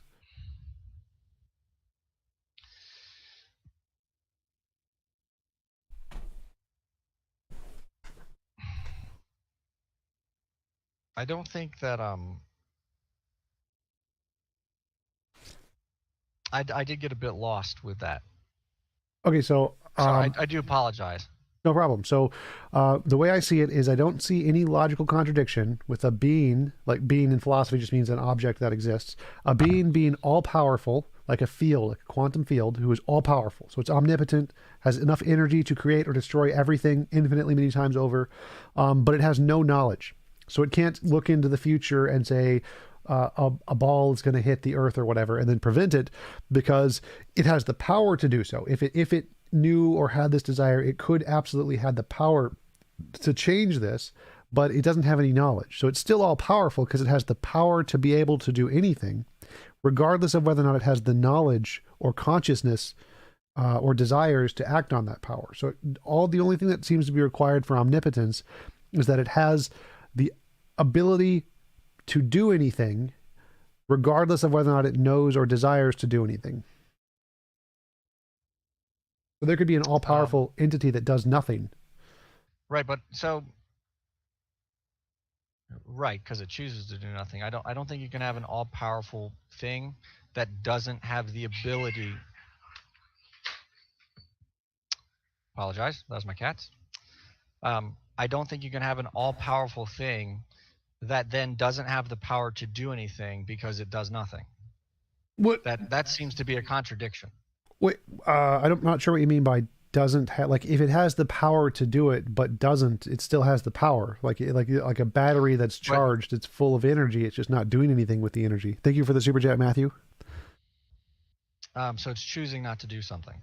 No, like if it has no consciousness, it's just literally not doing anything, but it has the energy within it to do everything. Well, I think we're getting into this weird, a weird realm where we're not. It's almost a non sequitur because the God that I'm positing it wouldn't be bound by that kind. I think it's how you said power or words have a certain difference in meaning. God being omnipotent and all powerful means things. He has the power to do things physical as well as non-physical.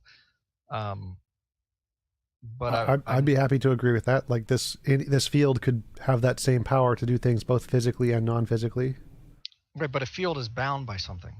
An omnipotent, omnipresent, omniscient being is not bound by something. I don't know what you mean there. So I don't know what you mean by bound something. If it's the essence that grounds all of existence, it's not bound by anything. It is everything. Um, the essence that grounds all of existence. Yeah. So like, in Well, fields, like in sure. physics, Yeah, it's got I right. I think you're missing a few things, but yeah. Um, well, that's what I say. What a field is. Like fields are the things that ground all existence. So it would make sense that a field was the things that ground all existence. but how does a field do that? I don't know what you mean here. Fields are literally the stuff that makes everything else up. Right. So I think this is just where my ignorance comes into this. Um, a field is something that explain that. Explain how you're using field. In physics, a field is the substance that makes up everything in the universe. It literally is the smallest constituent part that makes everything that exists. Okay, right. So that works for a universe, but then you'd have to go back to origins. If we're going to talk about stuff that's in our universe, where did the universe come from? The Because I think fields. that the trouble is where it seems like you're trying to get me to argue for God inside of the universe because your use of the word universe means everything, but by definition, my use of the word everything means outside of the universe. So I think the problem is we're arguing on different objective terms or on different terms or on different foundational terms here. Right. So Because so I if would I yeah, would argue that God isn't the most fundamental thing that grounds everything. Fields are. Fields are the most fundamental thing that ground everything, and our universe was a result, an emergent result of those fields. So space and time in physics, the consensus is space and time are emergent from other fields that existed independently of space and time. So there are these other fields that existed before the universe and created the universe. And so these fields have existed necessarily with outside of space and time. They've always been there. sure, and you can empirically prove that. There's more evidence for it than there is for a god, that's for sure. Like all of the Empirical fields, evidence or philosophical? both. Okay, well, what's some empirical evidence for it? Sure, the combinations of the theory of the fields is all things that have been demonstrated to exist. So, for example, the field Theory? for string theory, which is one of the things, is a combination of two different principles in physics. One is the vacuum particles, which have been demonstrated in the Casimir effect. The other is the early universal inflation, which was demonstrated empirically in observations of the cosmic microwave background. If you combine those two principles, you get the fields of string theory.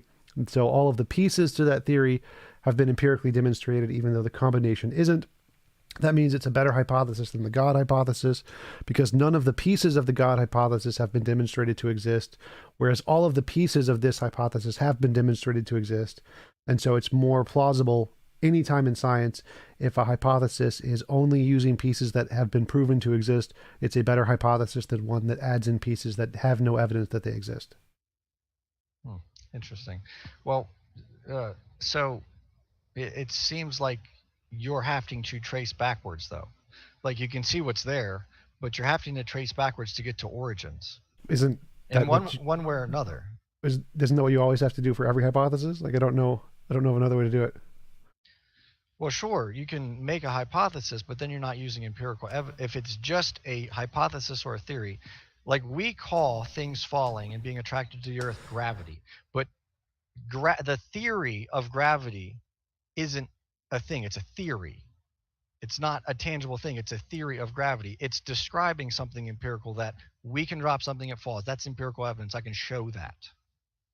I'm lost a little bit. So a theory is a combination of things, and the combination of things is a set of facts and a set of laws, and all of the facts and laws are empirically demonstrated. So a theory is a collection of demonstrated empirical facts and laws. And probably partnered in with assumptions and other theories. I mean, Yes, I don't, right. it depends So, on the theory. So there's lots of different theories. right. Like you can, take, you can take anything you want that is a fact and yoke that to a theory that makes a bunch of assumptions, and that theory can be completely wrong. Right. So string theory could be wrong. Sure, it's looking at things that exists, but that doesn't mean that string theory is correct. It just means that's how it's interpreting this data. Right. But I'm saying that this is a more reasonable theory to accept because all of the pieces in it have been demonstrated to exist. So, like, if I have one theory that um, thunder is caused by friction between particles in the atmosphere, that all of the pieces in that theory have been demonstrated to exist. But if I said thunder is caused by a magical guy named Zeus or something, or a magical leprechaun, now I'm adding in things to the theory which have no basis in reality. The magical Zeus guy, the magical fairy, whatever. And so For the better sure. theory Yeah. is the one that's only made of parts that have already been demonstrated. Even if the combination hasn't been, each of the parts have been, and so it's a better theory. So the same thing would apply to string theory. String theory has all of the parts in the theory have been demonstrated: Casimir effect, early universe inflation, cosmic microwave background radiation. So those have been demonstrated to exist. Those are real things we empirically verify. And if we combine those things and we think the same principles that cause both of those are intertwined in some way, it results in the string theory. And we haven't proven that they are combined in that way. But because both of the pieces have been demonstrated, that's a better theory than saying it's caused by Zeus or caused by magic or caused by God, because those are adding in parts that haven't been demonstrated to exist yet. Um, so sure, but I could also say that not sure as in I agree, but sure as in I'm coming down a train of thought of just because you know that lightning exists and you understand how lightning works, that does disprove Zeus if Zeus claims to be the one throwing the lightning bolts, but it doesn't disprove God because God doesn't claim to be throwing lightning bolts. He claims to be the one that's in control of all matter, of everything, of his creation, and he's outside of it. Zeus I is think in his creation, I and think I in the think you might way, have missed the point there. So the point is, imagine we don't know what causes lightning. Imagine we're living 1,000 years ago and we have no idea what causes lightning. We just see lightning.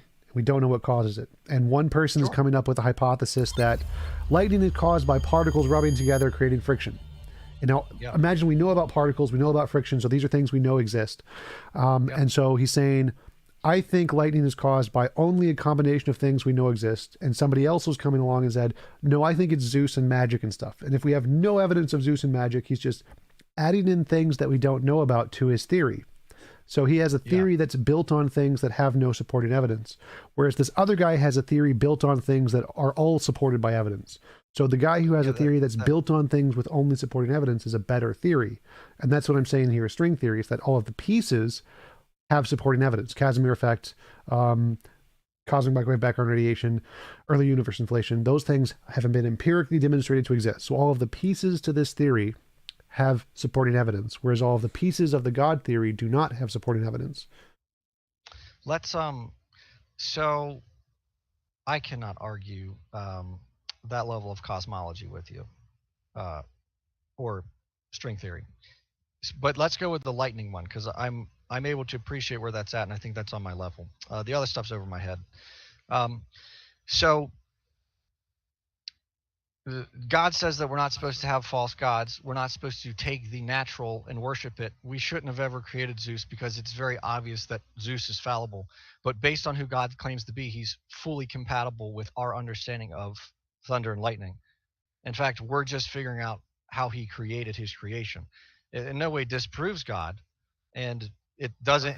Lightning does not in itself prove God. Just as lightning, you have to partner in logic and thought with it. But certainly, us understanding how something works does not deny its creator.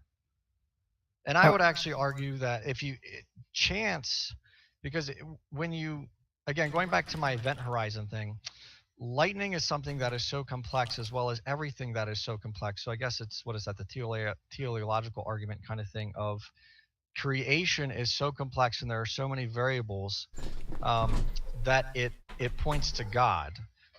And people really don't like the watchmaker theory, but the problem with the watchmaker theory is it stops at the watch because we're talking about humans. But in the watchmaker theory, God not only created the human who created the watch, he also created the sand on the beach where the watch was found.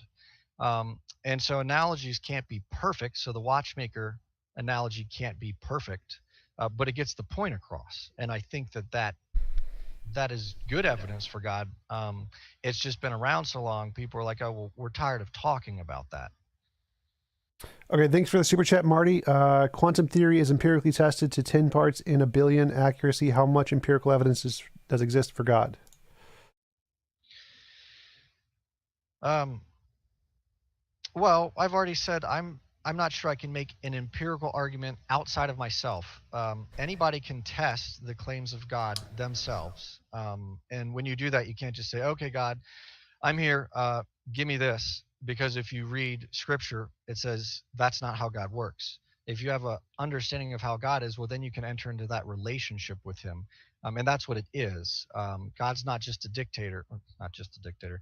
He's not a not dictator. not just a Um, dictator. not just a dictator, because you can have a relationship with a dictator. It's just not a very good one. God is not a dictator. He is our creator. He's our father. That's how he describes himself as. So he wants to engage in a relationship with us. I don't know how I got into that tangent. Where was that question even at? He asked how much Oh, empirical evidence was for God, I'm and I'm yeah, I'm not trying to prove God empirically. I can speak on my own experience, and then I can talk about uh, theological and biblical topics.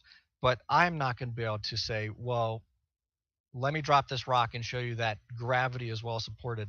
I can't do something and show you God. And as far as the string theory comment, again, I that's oversight. That's outside of something that I've studied.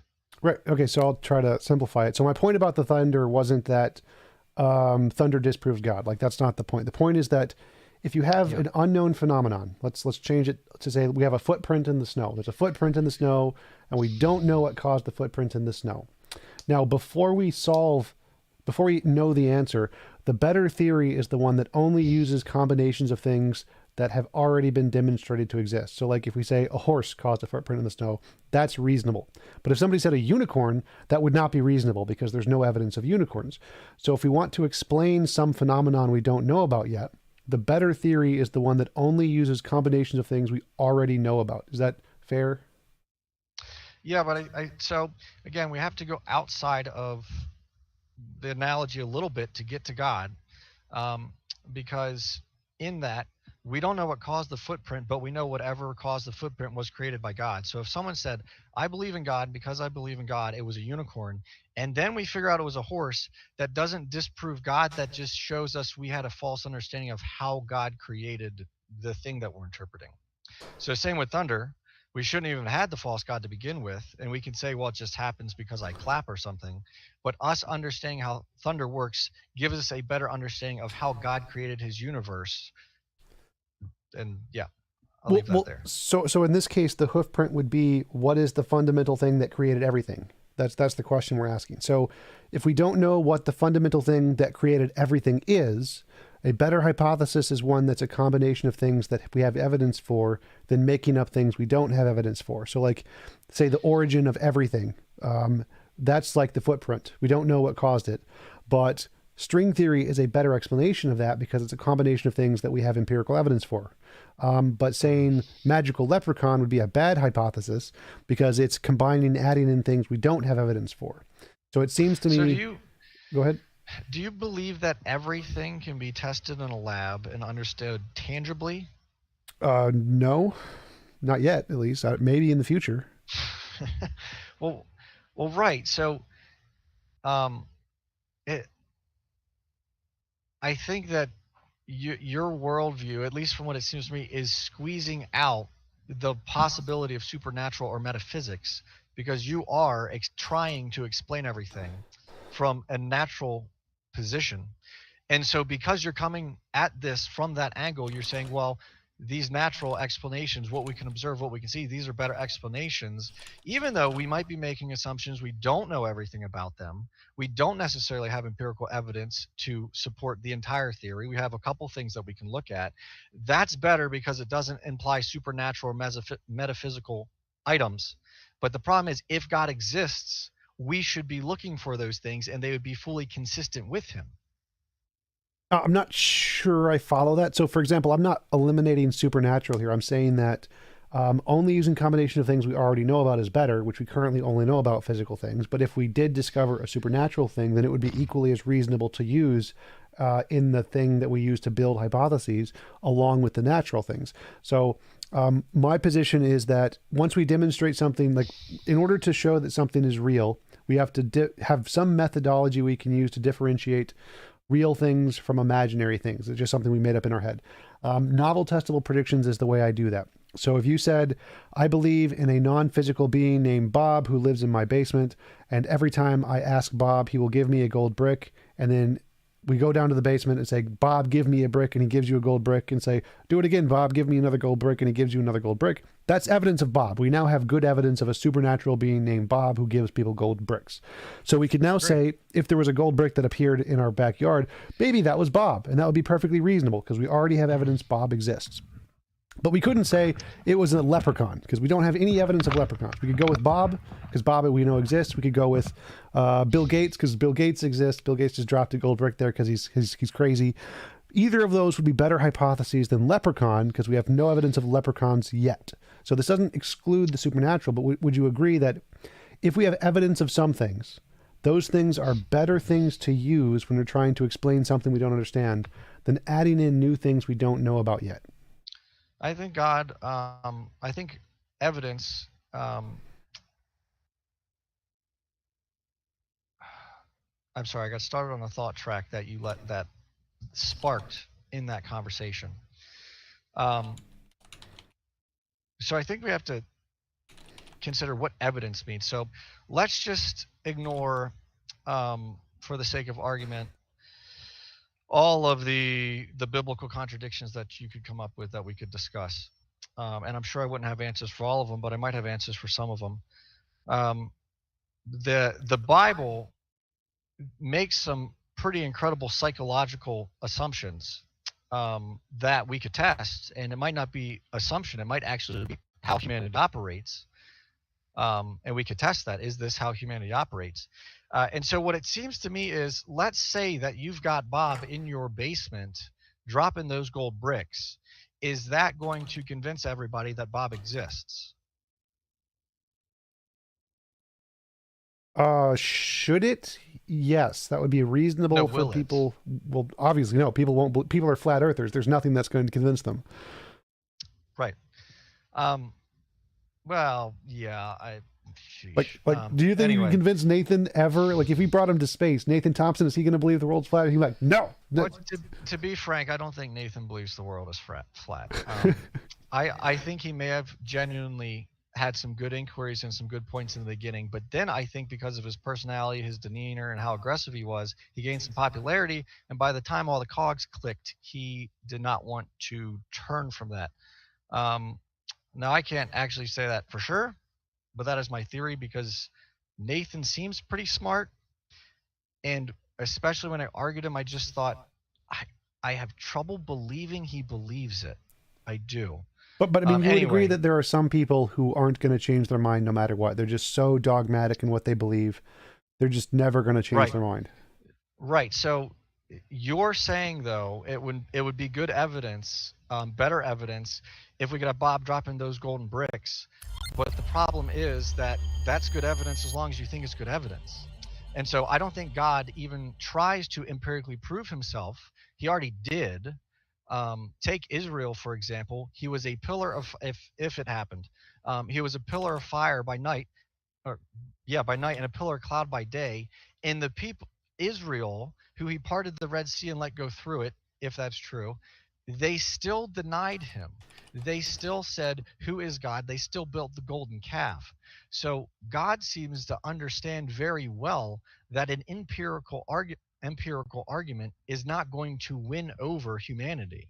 And so it almost seems like you're holding God to a standard that God knows he's not going to even hold himself to. Humanity's not going to, that's, we are still going to find a way around it because of sin. And that could just be saying, whatever, like, I don't believe it. The earth is flat, like that, Um, Marty, thanks for the super chat. If God knows all, then we cannot do anything other than what God knows. Is God not deterministic? Uh, yeah, that's well, I don't. I'm not 100% sure of the definition for deterministic, but he Means is determined sovereign. by, like, it's the free will thing. So if God knows everything we're going to Yeah, do, then we right. have no free will. No, that right. I disagree with that. And that's a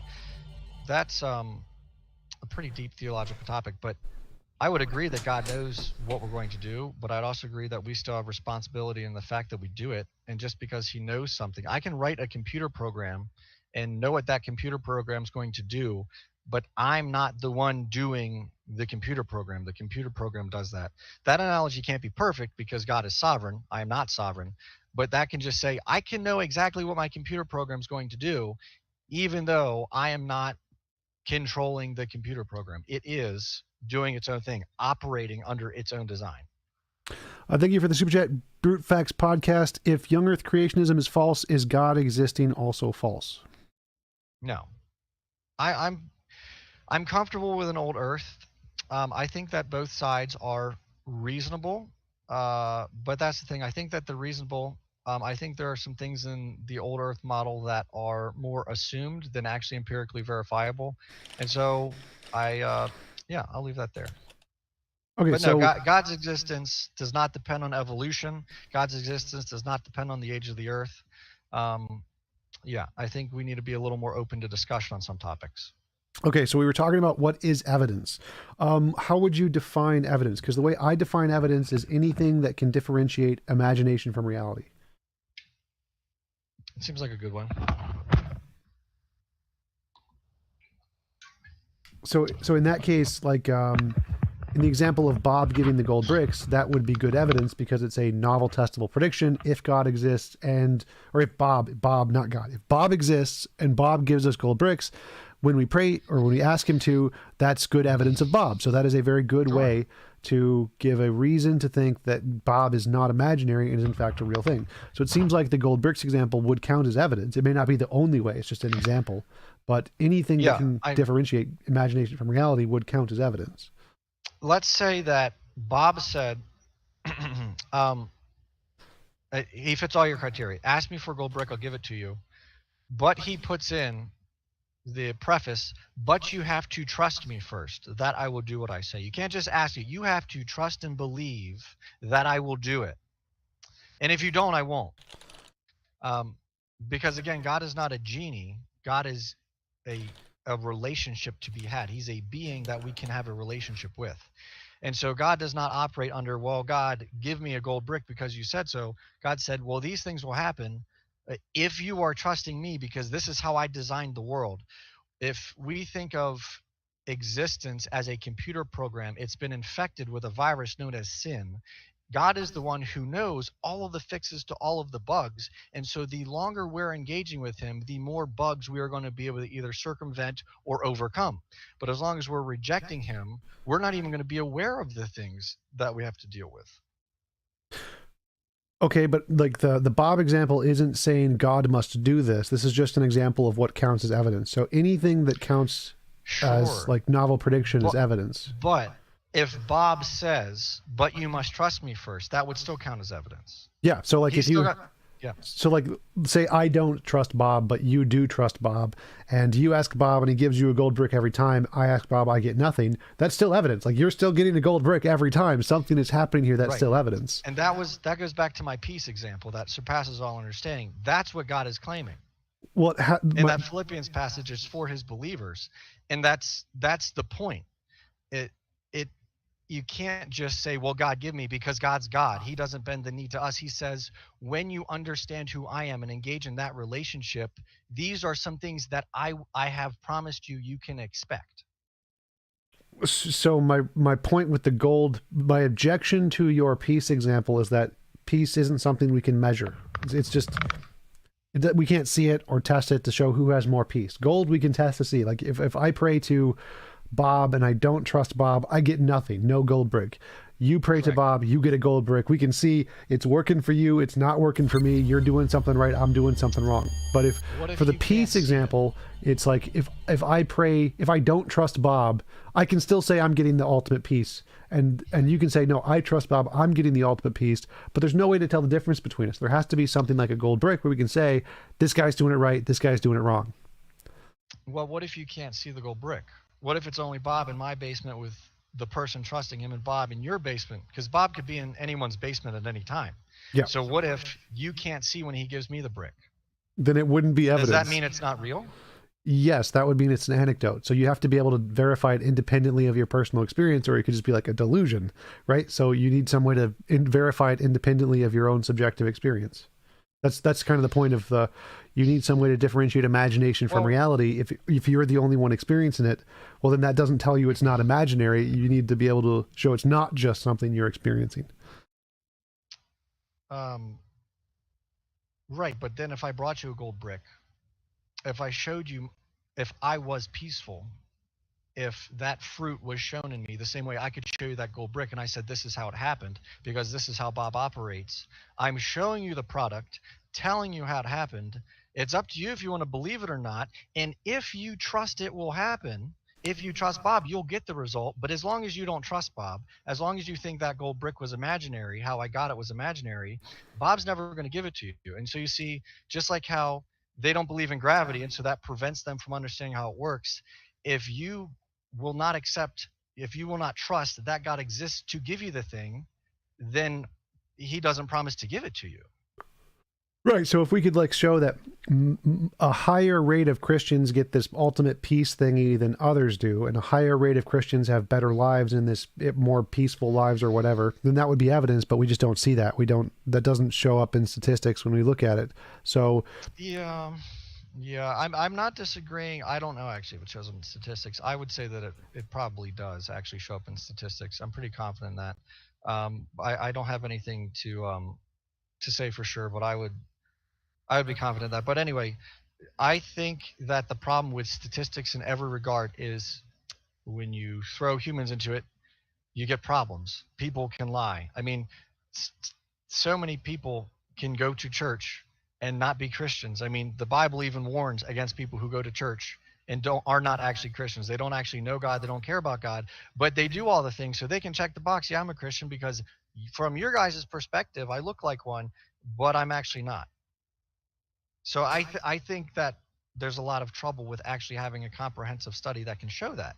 But what can happen is you can have someone's individual testimony show that, and then you can test what they're saying. But you can't say, because I refuse to meet one of the premises for this test, it can't be valid. Doc Polermonot, thanks for the super chat. What justification do you have for infallibility of creation accounts given scholarly consensus and mimetic ripoffs of Sumerian myths?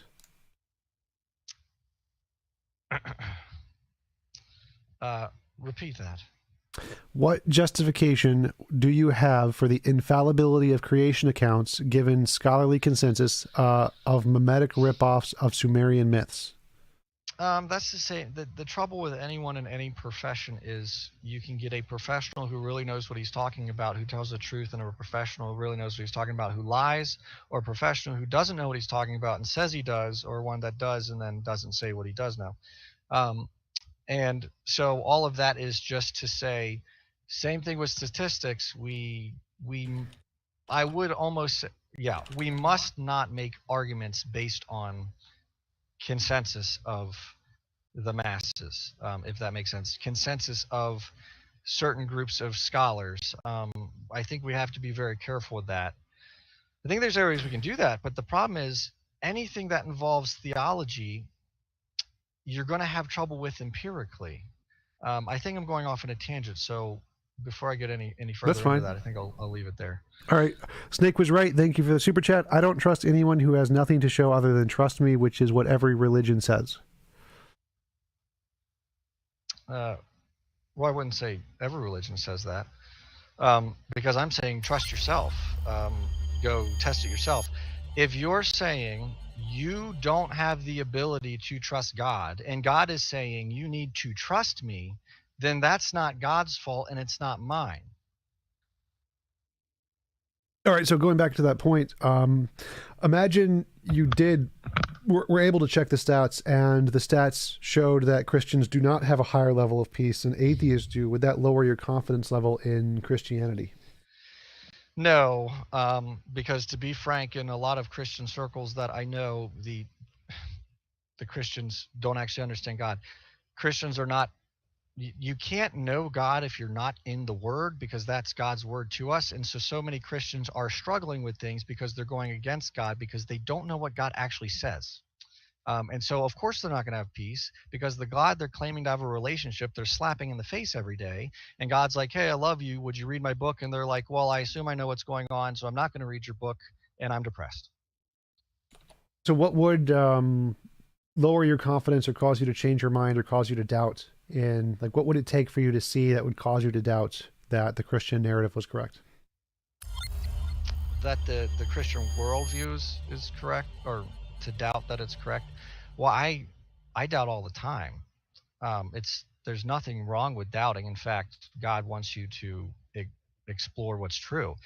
Um, he only wants you to know what's true if he exists. If he doesn't exist, well, then I'm off the hook from God. I mean, more specifically, Um, like, what would cause you to stop believing in Christianity? I don't know. Okay. Um, the Yeah, dork shot. God knows. But the trouble is, God, God makes the claim that I cannot lose those who are mine, and those who aren't mine, they can't become mine.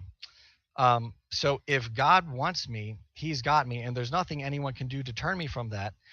But even if I outwitted you in every single argument possible, tomorrow I could go through a tragic event that is just very hard for me, and I could denounce my faith because God allows that to be the stumbling block.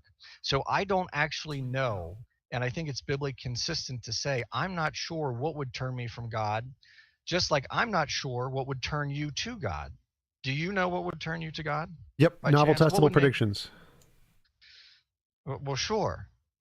Um, so if God is saying, well, my word is novel and testable, and if you trust it and do what it says, again, genuinely trusting it, genuinely believing in Him, which would be a requirement there, then couldn't you do that? You might Yes. not be able to show anyone else, but you could. Well, no, for me, novel testable predictions mean it has to be independent of yourself, because if it doesn't, the whole point of evidence is it has to show it's not imaginary. So if it's just my subjective experience, that doesn't show it's not imaginary. It has to be objectively shown to be independent of my subjective anecdotal experience. So Yeah, but I that's think important. I don't think. So are you saying subjective experience, as in all experiences can have a um, they can be subjective to going on, but if I'm happy, happiness is a subjective thing because it can come or go. But if I'm happy, I'm objectively happy because I'm happy. Like, I am happy. That's an objective fact that I'm happy right now, Yep. right? The fact that it can change means that happiness itself is subjective, Yep. right? So I'm not sure how what you just said doesn't seem to line up with that. So the causation is the question here. Am I happy because I was with God, or am I happy because of some non-God related mental state? And so if we want to show that I am, yes, it is true that I am happy because I turned to God and it wasn't just random chance, then you have to show that as more than just something in my head. It has to be something we can verify independently of my subjective experience, because it could just be I'm happy because I had a brain tumor that sent me a bunch of dopamine at the same time I prayed or whatever. So you have to Yeah, but show that it's that means you're what? denying the claim being made. If God is claiming that if you believe in me and trust in me, you'll have peace that surpasses understanding, and then you do that, and then you get that peace, but then you say, well, it can't be God. Um, I don't see how that works, because God's saying this is what's going to happen. So then if it keeps happening, peace can come and go. And because we're in a sinful world, even that peace can come and go because we're in sin. We're not in glory yet. But the fact that a claim is made and then it can be tested, that would be evidence. And it would be evidence you could No. trust. So it's like in science, this happens all the time.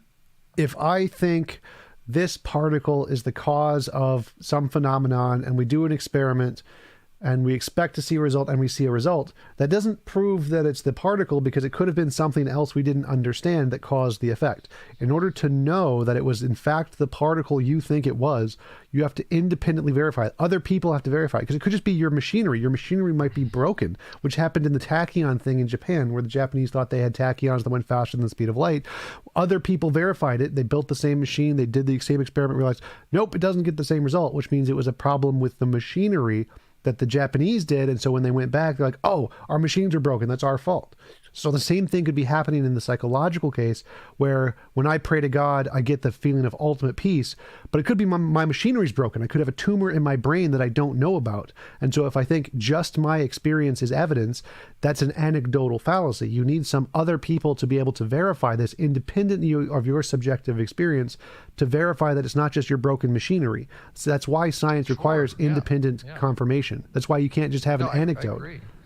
I mean, there are lots of people who genuinely trust God who would say that they get peace that surpasses understanding. I mean, there are lots of people who could say that. So how big of a test group do you want? Well, it needs to show it's higher than chance. That's... Well, so I would say that you're going to have an outstanding result if you have people who are genuinely trusting God and taking him at his word. But as soon as you add in people who are wavering or people who aren't trusting God, well, that kind of goes against what the claim is.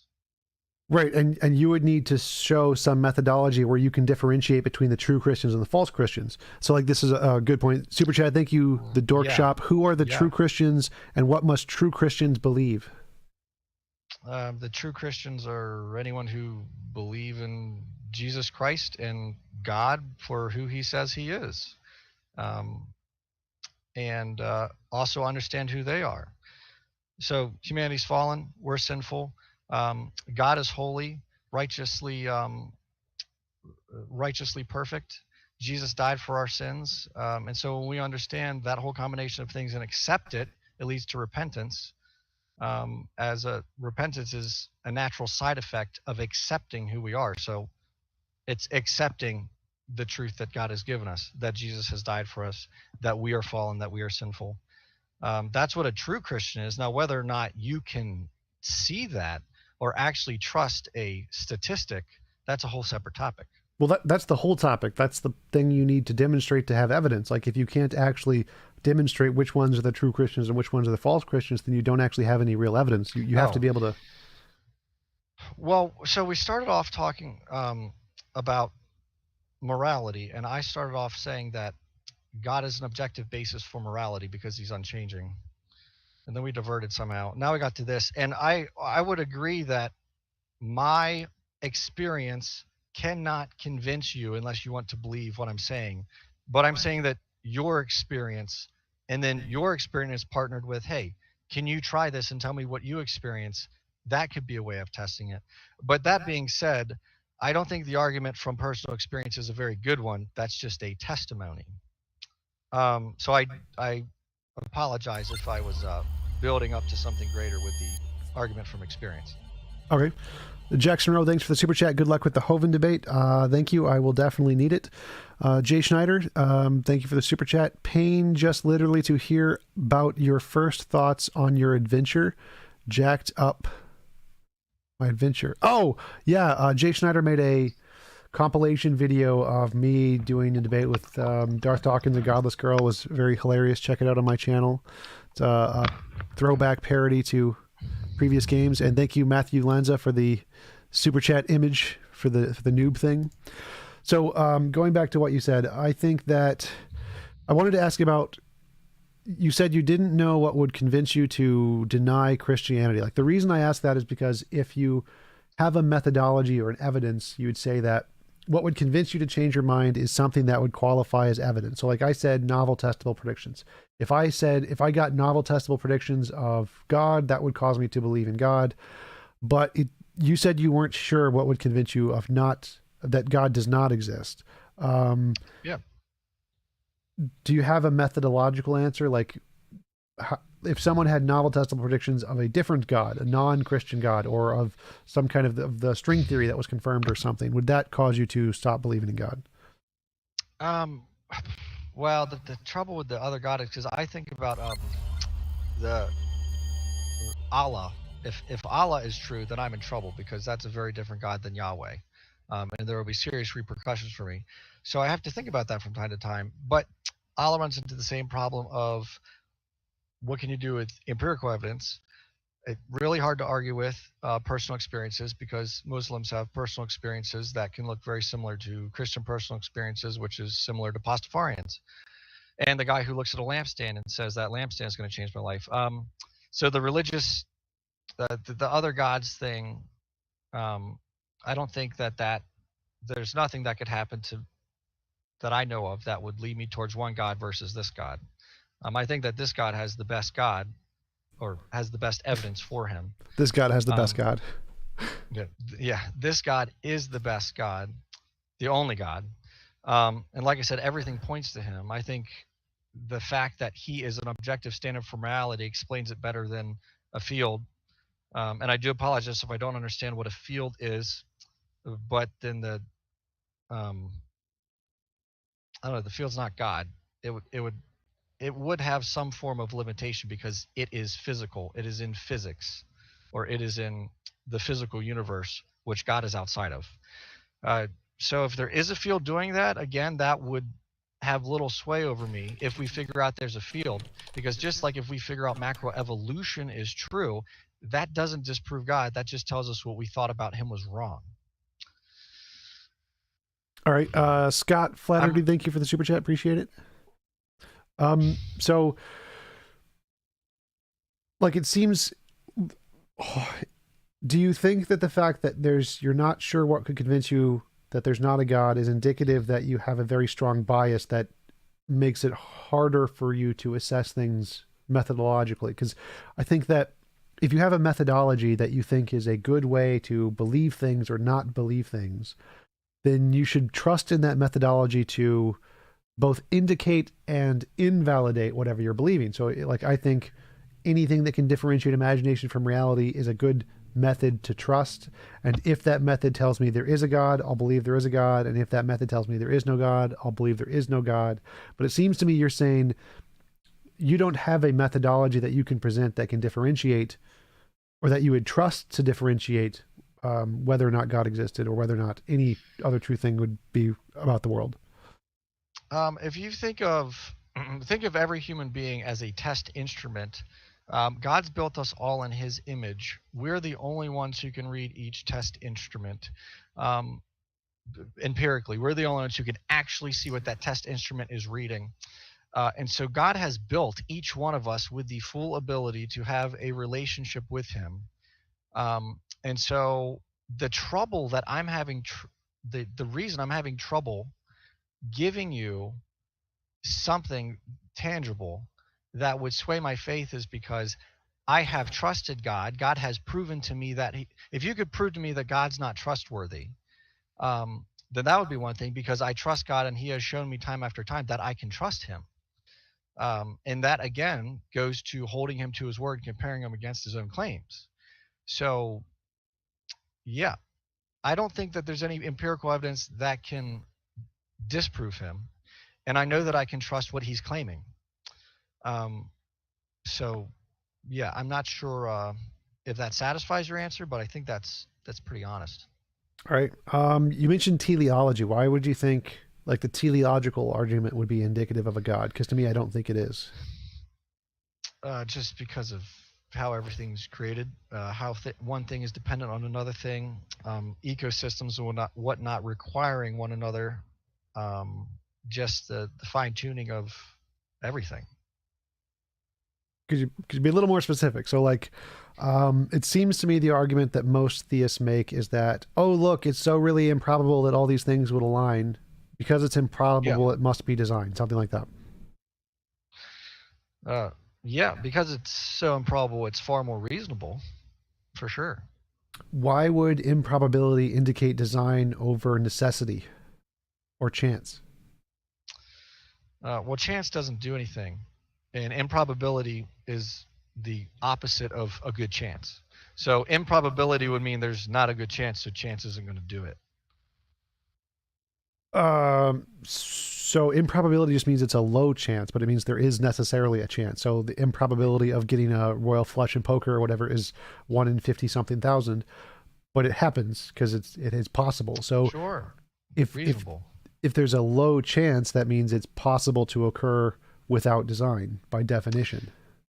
Um, well, see, the trouble is if you stick all the matter in there, sure. I don't think there is any chance that anything can come from that something physical can come from nothing at all. So, being that God is outside of our created universe and He's our creator, He put it all there. So, if we wanted to say if He just stuck it all there and then over X amount of years with so many things happening, that's just how it formed. Well, okay, that's one thing.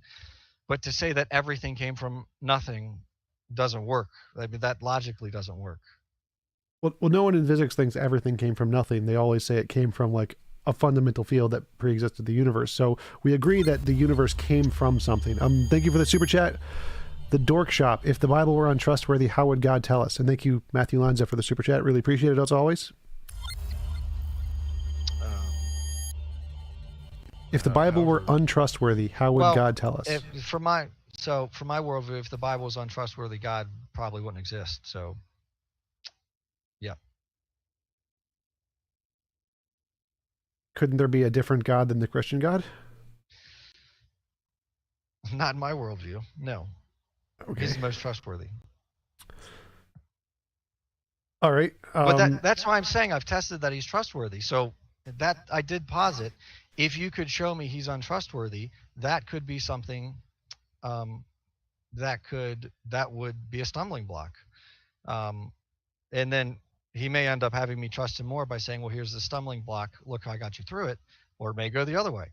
But yeah, his trustworthiness is a big thing. So if I can't trust the Bible, which which claims to be his word, which is, if I believe it means it is his word, then that causes all kinds of problems. Gotcha.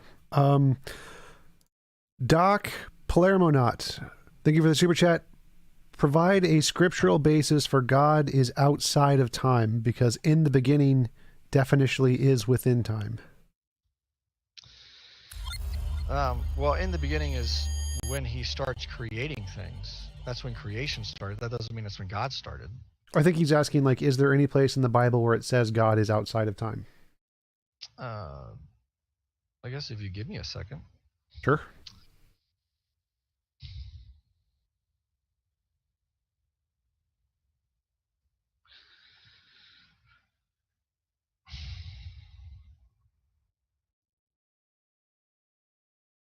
Oh, well, yeah. I mean, look at Jesus. Jesus claims to be God, and I didn't Google, or I didn't use any Bible resources to find that. Unfortunately, Google searching. Can you still hear me? Yeah, I can hear you. You broke up a little bit, but I could hear you. You said you did not use searching. Yes. So I didn't actually look for anything. Jesus claims to be God. And Jesus talks about how all things were created by him, for him. He was before all things. So obviously he can't be before himself. So I don't think he's lumping that himself into all things.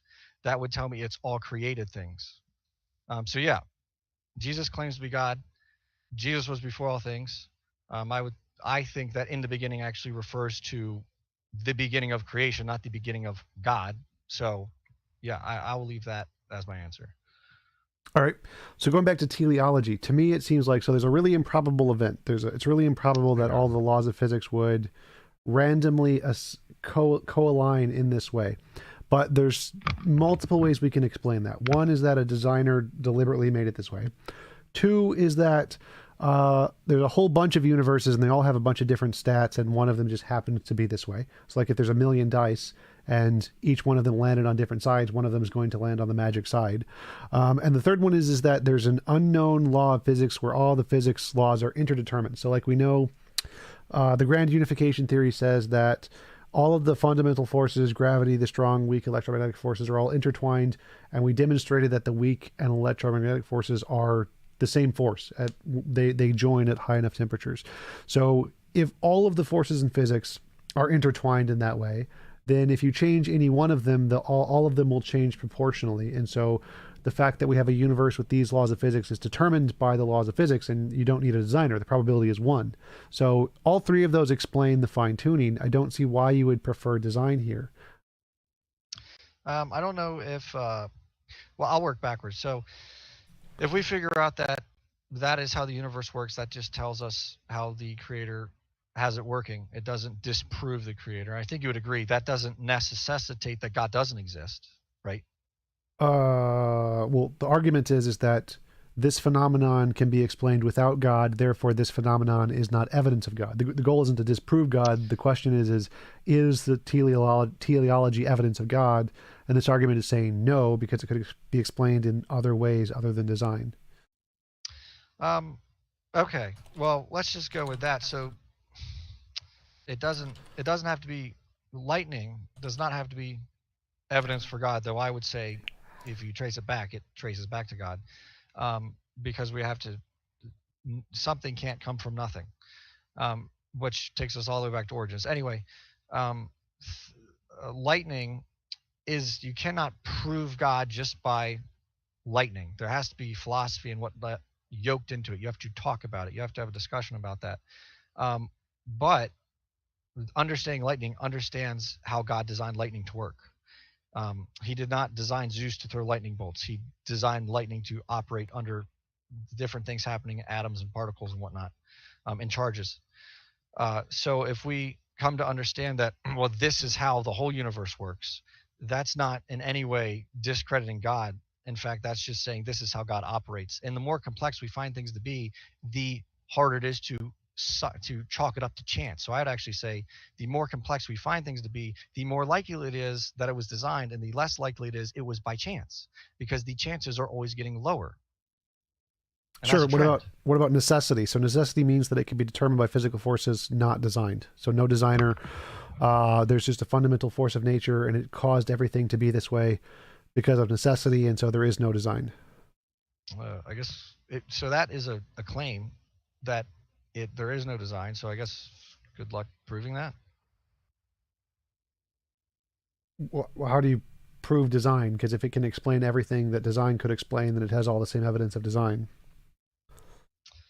Well, it doesn't explain the origins. I mean, again, it can explain how things are operating, but if it's in the universe, it can't explain how the universe, like if it's in the universe, it can't explain how it inside the universe came into being.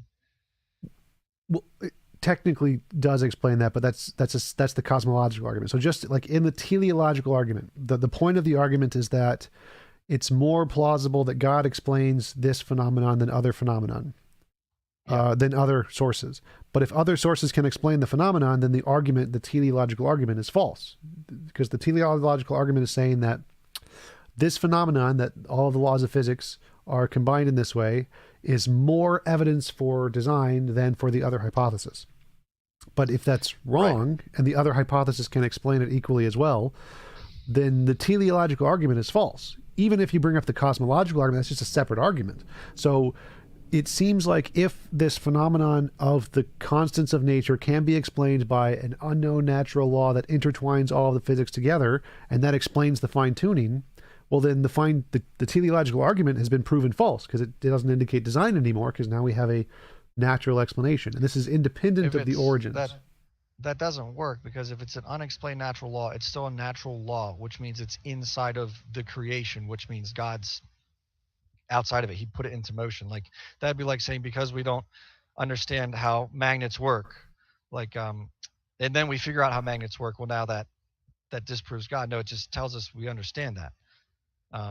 Or if we don't understand how a various law of thermodynamics works, well, then we figure it out. Well, that doesn't disprove God. That just means now we understand how the laws of his creation operate. I don't think that works as an explanation, because we could just say the same thing and say, Oh, well, actually, it's just explaining how the law of physics designed everything because the law of physics was necessary and was uncreated. So I don't think simply asserting your conclusion is evidence of your conclusion.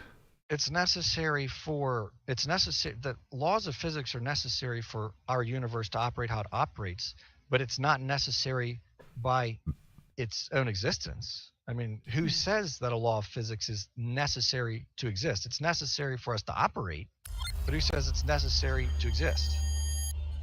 Thank you for the super chat pseudonym. If lightning is not caused by the flying spaghetti monster, does that disprove the monster's ontology and not an argument against God, or he is natural? I'm not sure I follow that. If lightning is not caused by the flying spaghetti monster, does that disprove the flying spaghetti monster exists?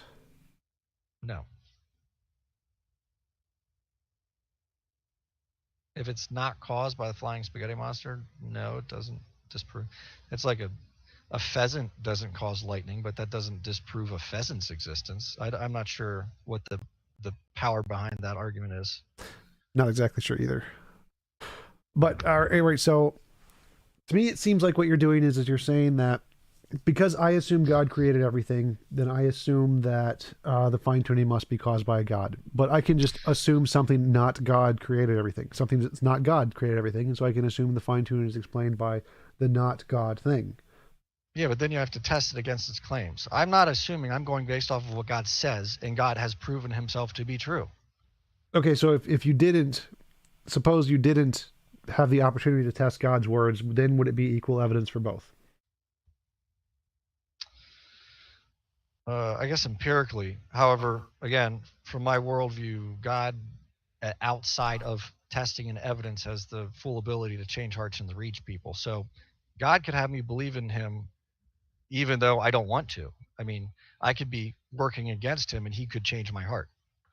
Right, but we're not asking about psychological state, which we're asking about epistemic, like what is does the evidence indicate state. So like if you were not able to confirm God through your feelings, through your peacefulness feelings, would this argument on its own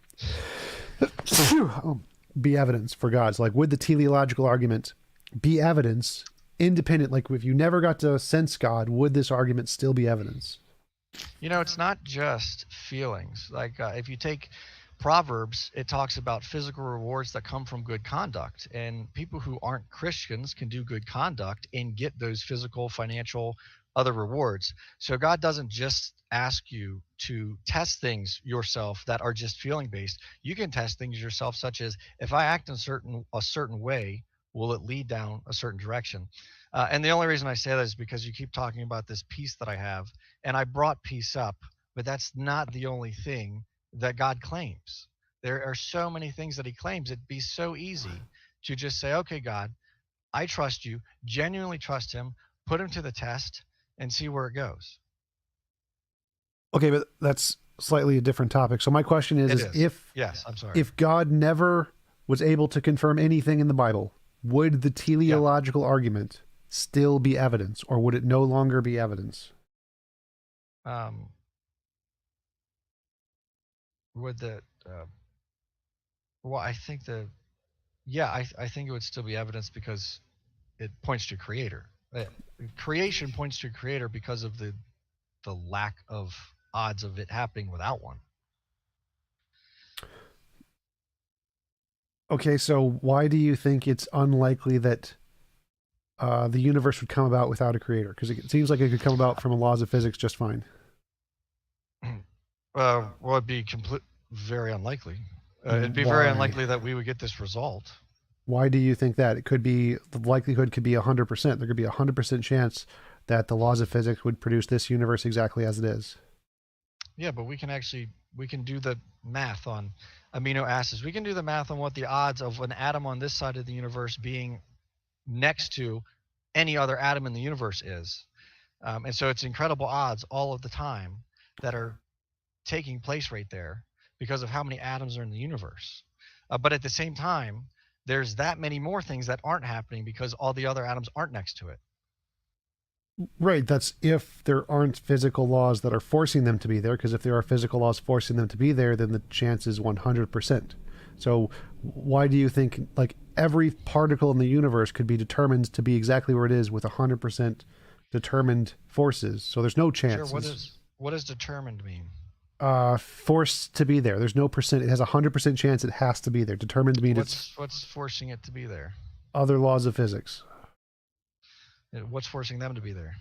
Their nature. Their nature is necessarily that way. Why is it that way? Because it's necessary. Why is it necessary? Because it's their nature. Right.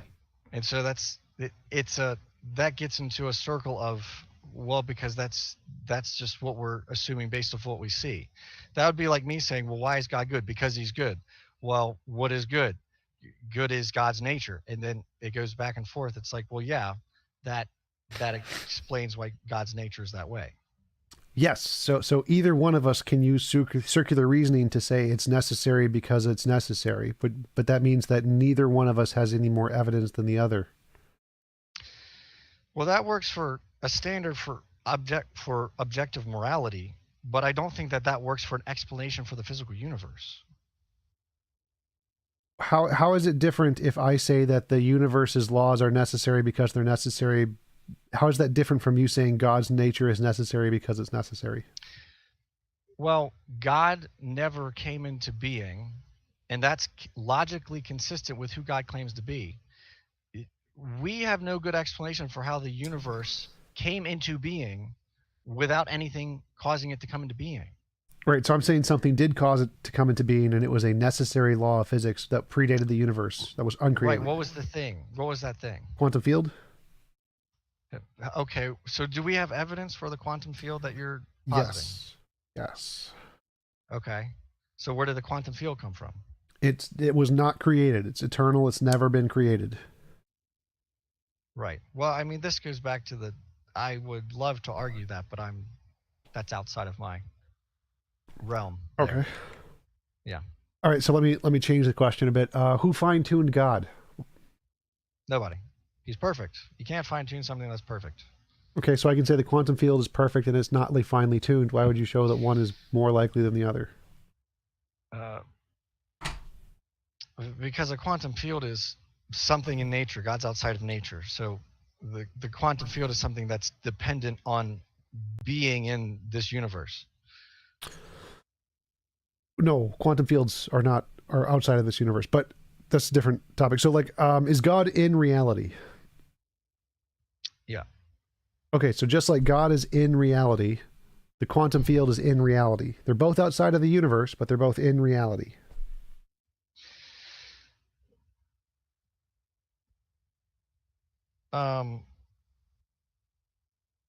I am arguing I'm kind of shooting in the dark here because I do not have the knowledge to I don't think I have the knowledge to keep track with the conversation about the quantum field because I don't. Okay. So I don't want to waste time or make myself look worse than I've made myself look by arguing against it because I don't know what it is. All right. Like I don't understand it. That's fair enough. Fair enough. Yep. Let's talk about evolution a bit because we haven't talked about that. Like, why do you think? Like, I assume you don't think there's macroevolution, but you accept microevolution or something like that. Sure, if that's the way you want to divvy it up. I don't accept macroevolution because, again, it just goes back to odds. The odds of amino acid chains assembling. We find that cells and what is it? The ribosome's ability to operate with certain amounts of amino acids taken out of it. They're robust systems that can keep operating for a while, but the problem is then they have to be it's not how does a system that's already there, how robust is it in its operation, but how did it get there and how did it get so robust? And so again, the odds of amino acid chains building to anything that's anatomic, but go back to, I mean, abiogenesis is separate. That's even less likely. But then you take the unlikelihood of amino acid chains actually working out properly. The odds are incredibly low. So what do you mean by working out probably? Because I understand all life is just a combination of those amino acid chains, DNA, Yeah. and Hmm. from one chain to change to a different chain seems pretty easy because we know of there's like in a 10-hour period, bacteria will accumulate 10,000 different mutations. Their DNA will randomly change in 10,000 different ways. So it seems like it's pretty easy for one genetic code to change into a different one of a different species because they're all just a bunch of combinations of amino acid chains, right? So why would it be impossible for one to change into a different one? I So with abiogenesis, I use the word impossible because I believe it's impossible. With this, I say unreasonably unlikely. And again, that just goes back to Oz because let's take bacteria with a reproduction rate of like I forget. I When I did my debate on evolution with Reason to Doubt and Erica, I built a model for it. Even if you had the number of bacteria in the world that we have today, with a reproduction rate of 0.003, however that works, even with five uh, quindecillion, I think it would still take 17 trillion years for 100 amino acids to properly align for a mutation that actually builds into something new. So if we're just using existing stuff, that's fine. But for new working mutations to take place, that's how unlikely it is. But it would happen if you had enough time, right? Well, sure, yeah, if you had enough time, but there's no model out there that has more than 17 trillion years.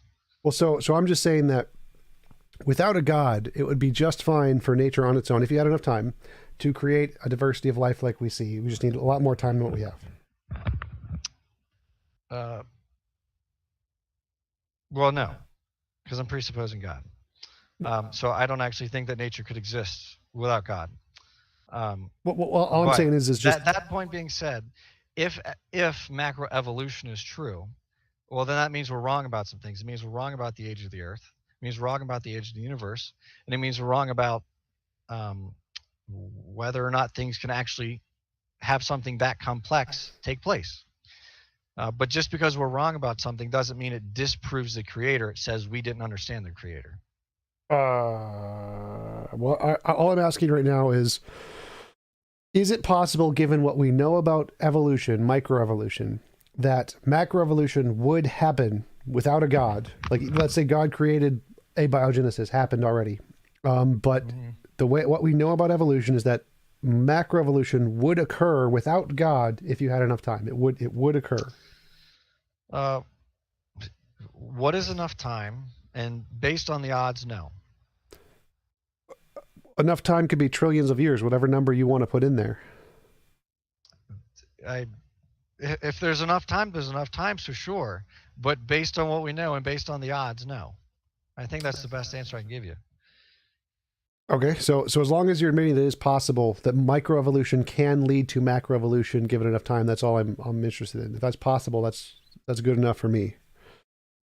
Um, Thank you for the super chat, Doc Palermo. Have you calculated the diversity of new species growth required with the flood as the starting point? No, I haven't. I try not to debate the flood because again, I'm not confident in the age of the Earth, and that's just not a topic that I care to put my egg. That's not a basket I care to put my eggs into. So I trust that it happened. I don't know how old the Earth is, so I don't know how all that works. Um, but yeah, no, I haven't calculated that. Okay, so why do you think that it would take that long? Because to me, it seems like it would take a lot less time in order to get that much evolution. Why would you think it would take trillions of years? Um, Based on the amount, so there's what 21 amino acids. Based on how many amino acids there are, and then the odds of them properly aligning themselves in a chain that actually does something that is beneficial. But then not only that, not only does it have to be beneficial, it has to be beneficial and stick. And then there has to be something else that, well, I guess on the bacteria level, because they reproduce themselves. Uh, but there comes a point where different things are going to have to start having those at the same time. But I didn't even equate that into the equation, so I don't even know why I'm going there. But I don't know if I answered your question clearly. Let me do nothing. Uh, Back to you. All right, yes. So, it seems like in order to know the probability of how unlikely a beneficial mutation would be, you'd have to know all possible combinations that would lead to a beneficial mutation. And I don't think you do. I don't think anybody does. Yeah, it's a lot. So then it doesn't seem like you could use that as a calculation in your stats because you don't know what it is. I will have to.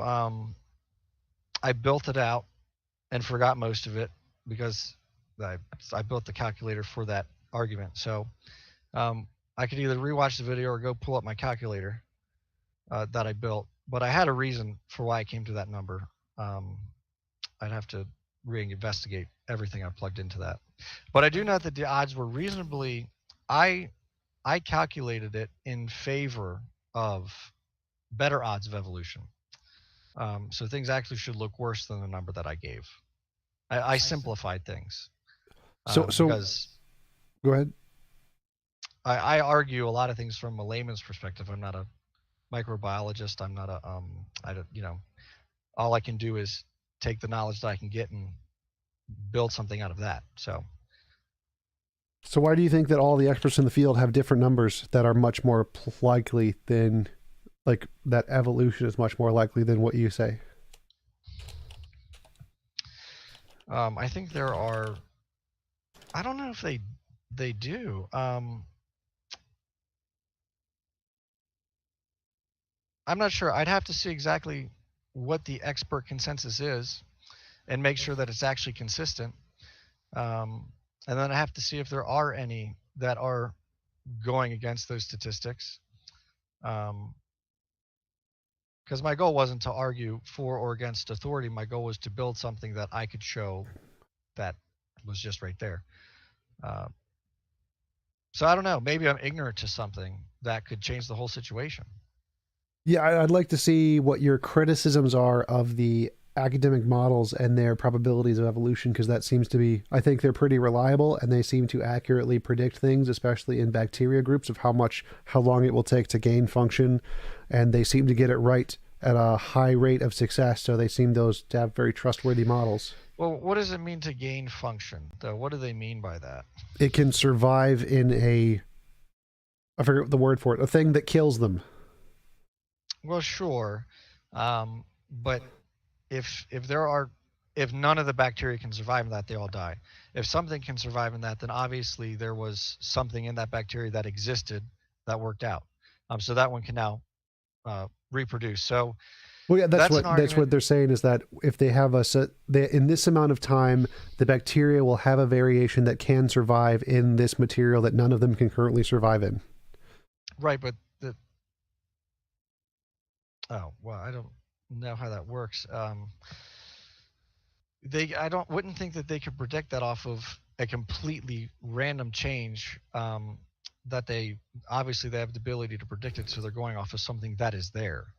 Uh, Yes, so that's one of the big contentions with in biology. They're saying evolution isn't random. That's just a mischaracterization that creationists use. It's not perfectly random. There is actually a driving force there, which is like the natural selection thingy, and so it won't be random. It will be guided.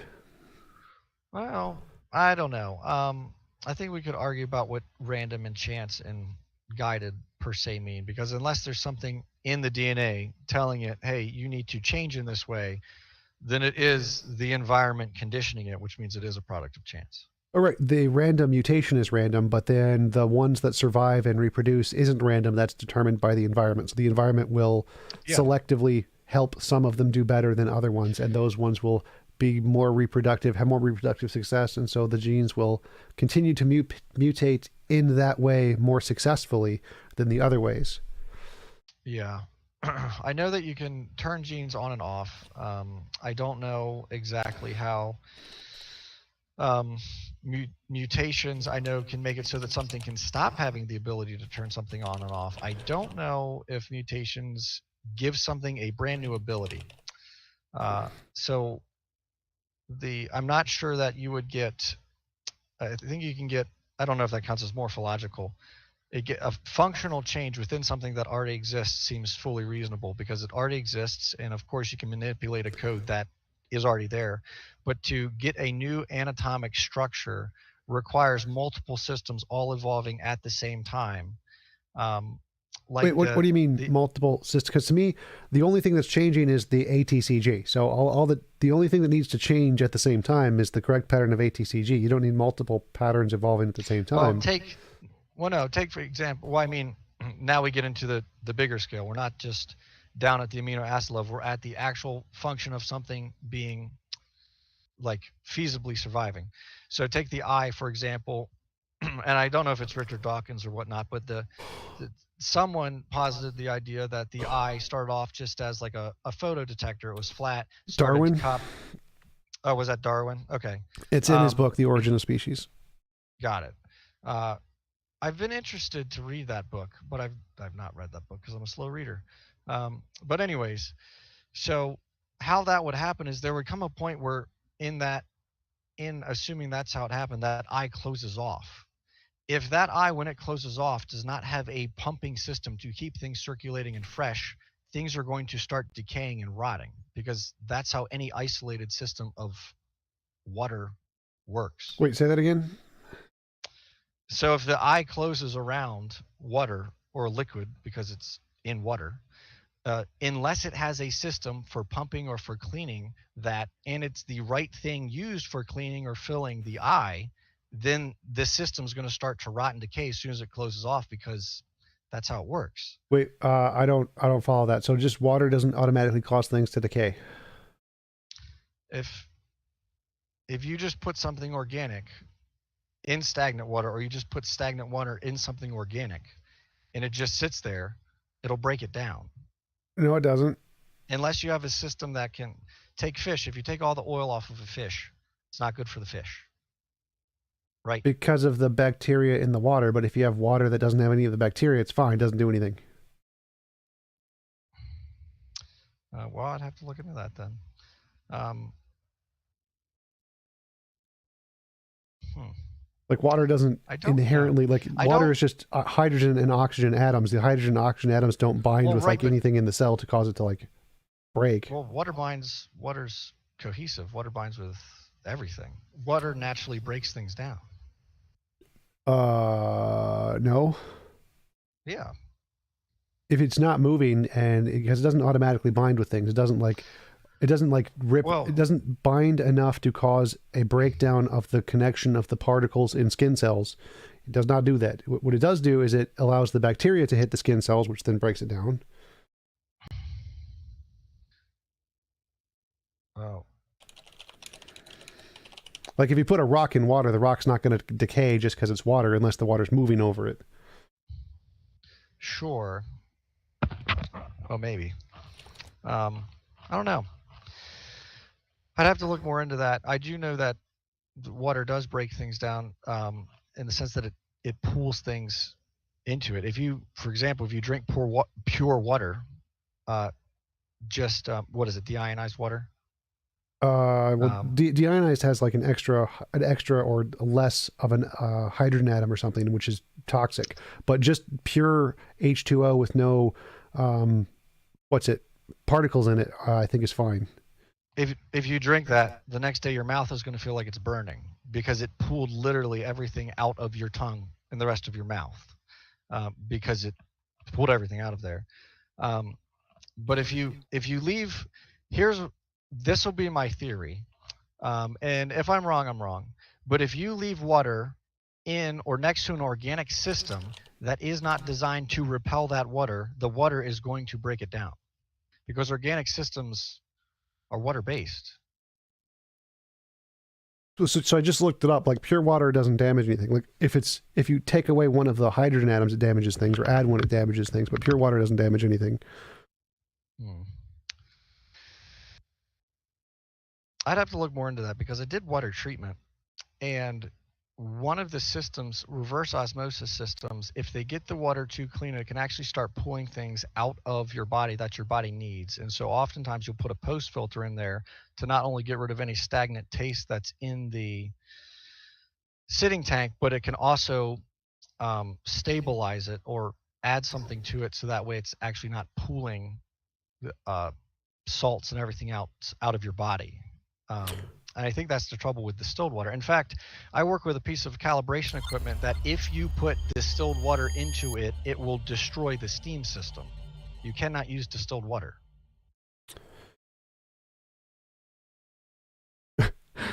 Eric Waters, thank you for the super chat. Water binds with everything. Have you ever showered?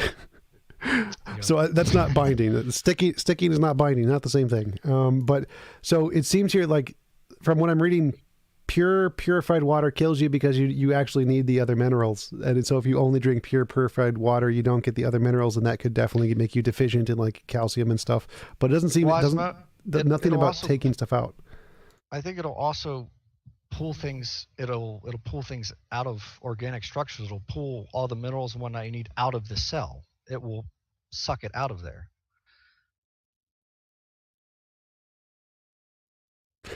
I don't see that. I don't see any information on that. It can take away carbon dioxide from the air, but doesn't seem to doesn't affect cells at all.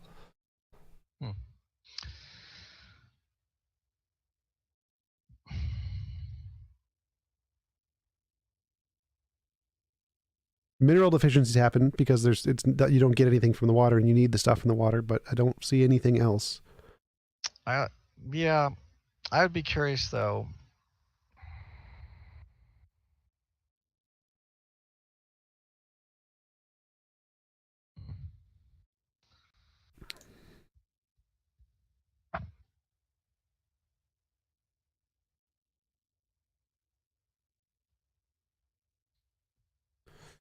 So yeah, I don't think it follows that just having encapsulated water would cause decay unless the water's moving, then it would cause decay, or it is infected with bacteria, which would cause decay. Well, that could be true too. So are we saying that the eye formed in a environment that was free of bacteria that would damage it, eat it, harm it? Yeah, I don't see a problem with that.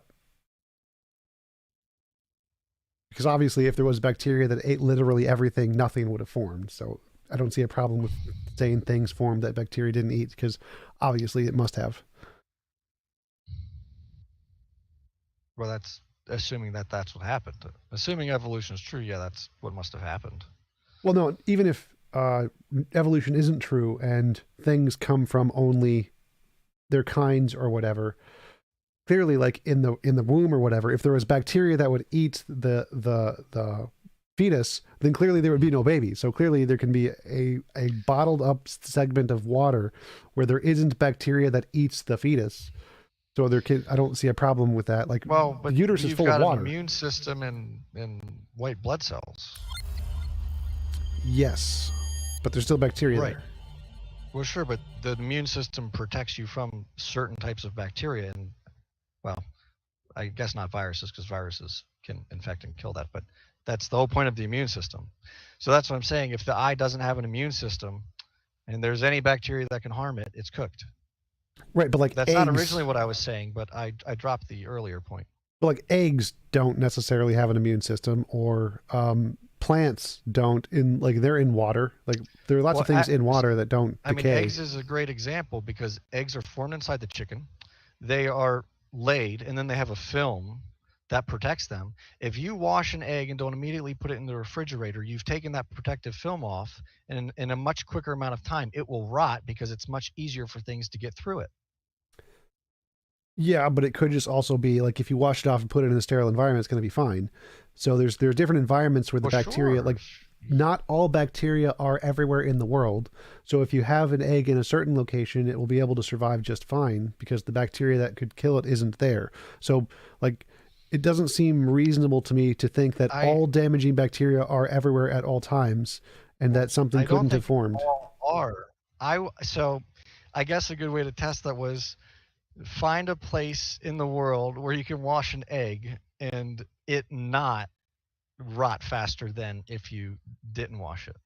I'm That'd be a sure great those experiment, and then I'm sure those perhaps the exist. eye happened there. Yeah. Like the what's it, the salt flats probably would be a big example where that probably would be the case, or the Dead Sea probably would be the case. Places where there's lots of some kind of something that cleanses the You know, bacteria. I would things survive, organisms survive where you wouldn't expect them to. So I don't even know if I'd wager that, but um, yes, that's a great test. Give that a shot.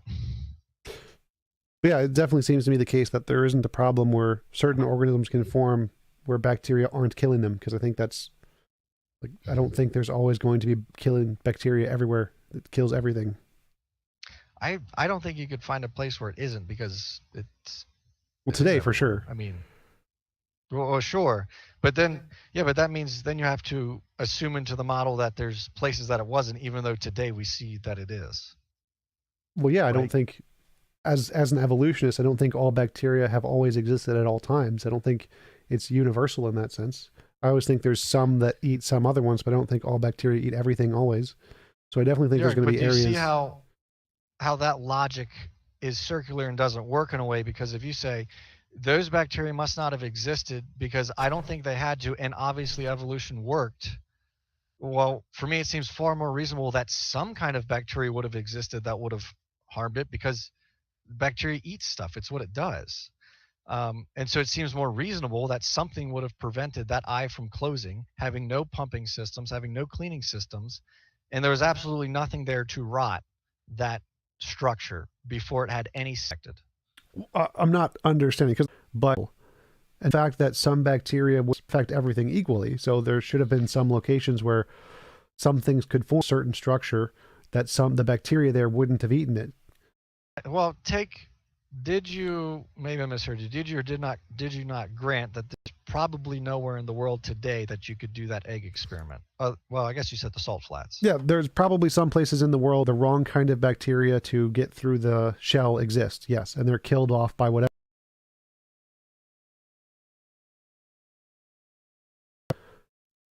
to cater to that kind of material. Yeah, I think operating off of a what if may not get us very far with this. So uh, we may have exhausted that. Overall, would you like to give a closing statement and where people can find you for like or your YouTube channel or whatever? I don't have any links to any YouTube channel. I really appreciate the time. It was an honor to be on. I watched some of your material. I've really appreciated your debates, and I like. Um, at times you're a contrarian. At times you're a free thinker, and you just tell people what's going on, even if it disagrees with whatever you're saying or whatever they're saying. So I really appreciate the work you're doing. Just to respond. So you don't have to believe that, but I would encourage you to investigate it. Awesome. Thanks again. Thanks again for coming on.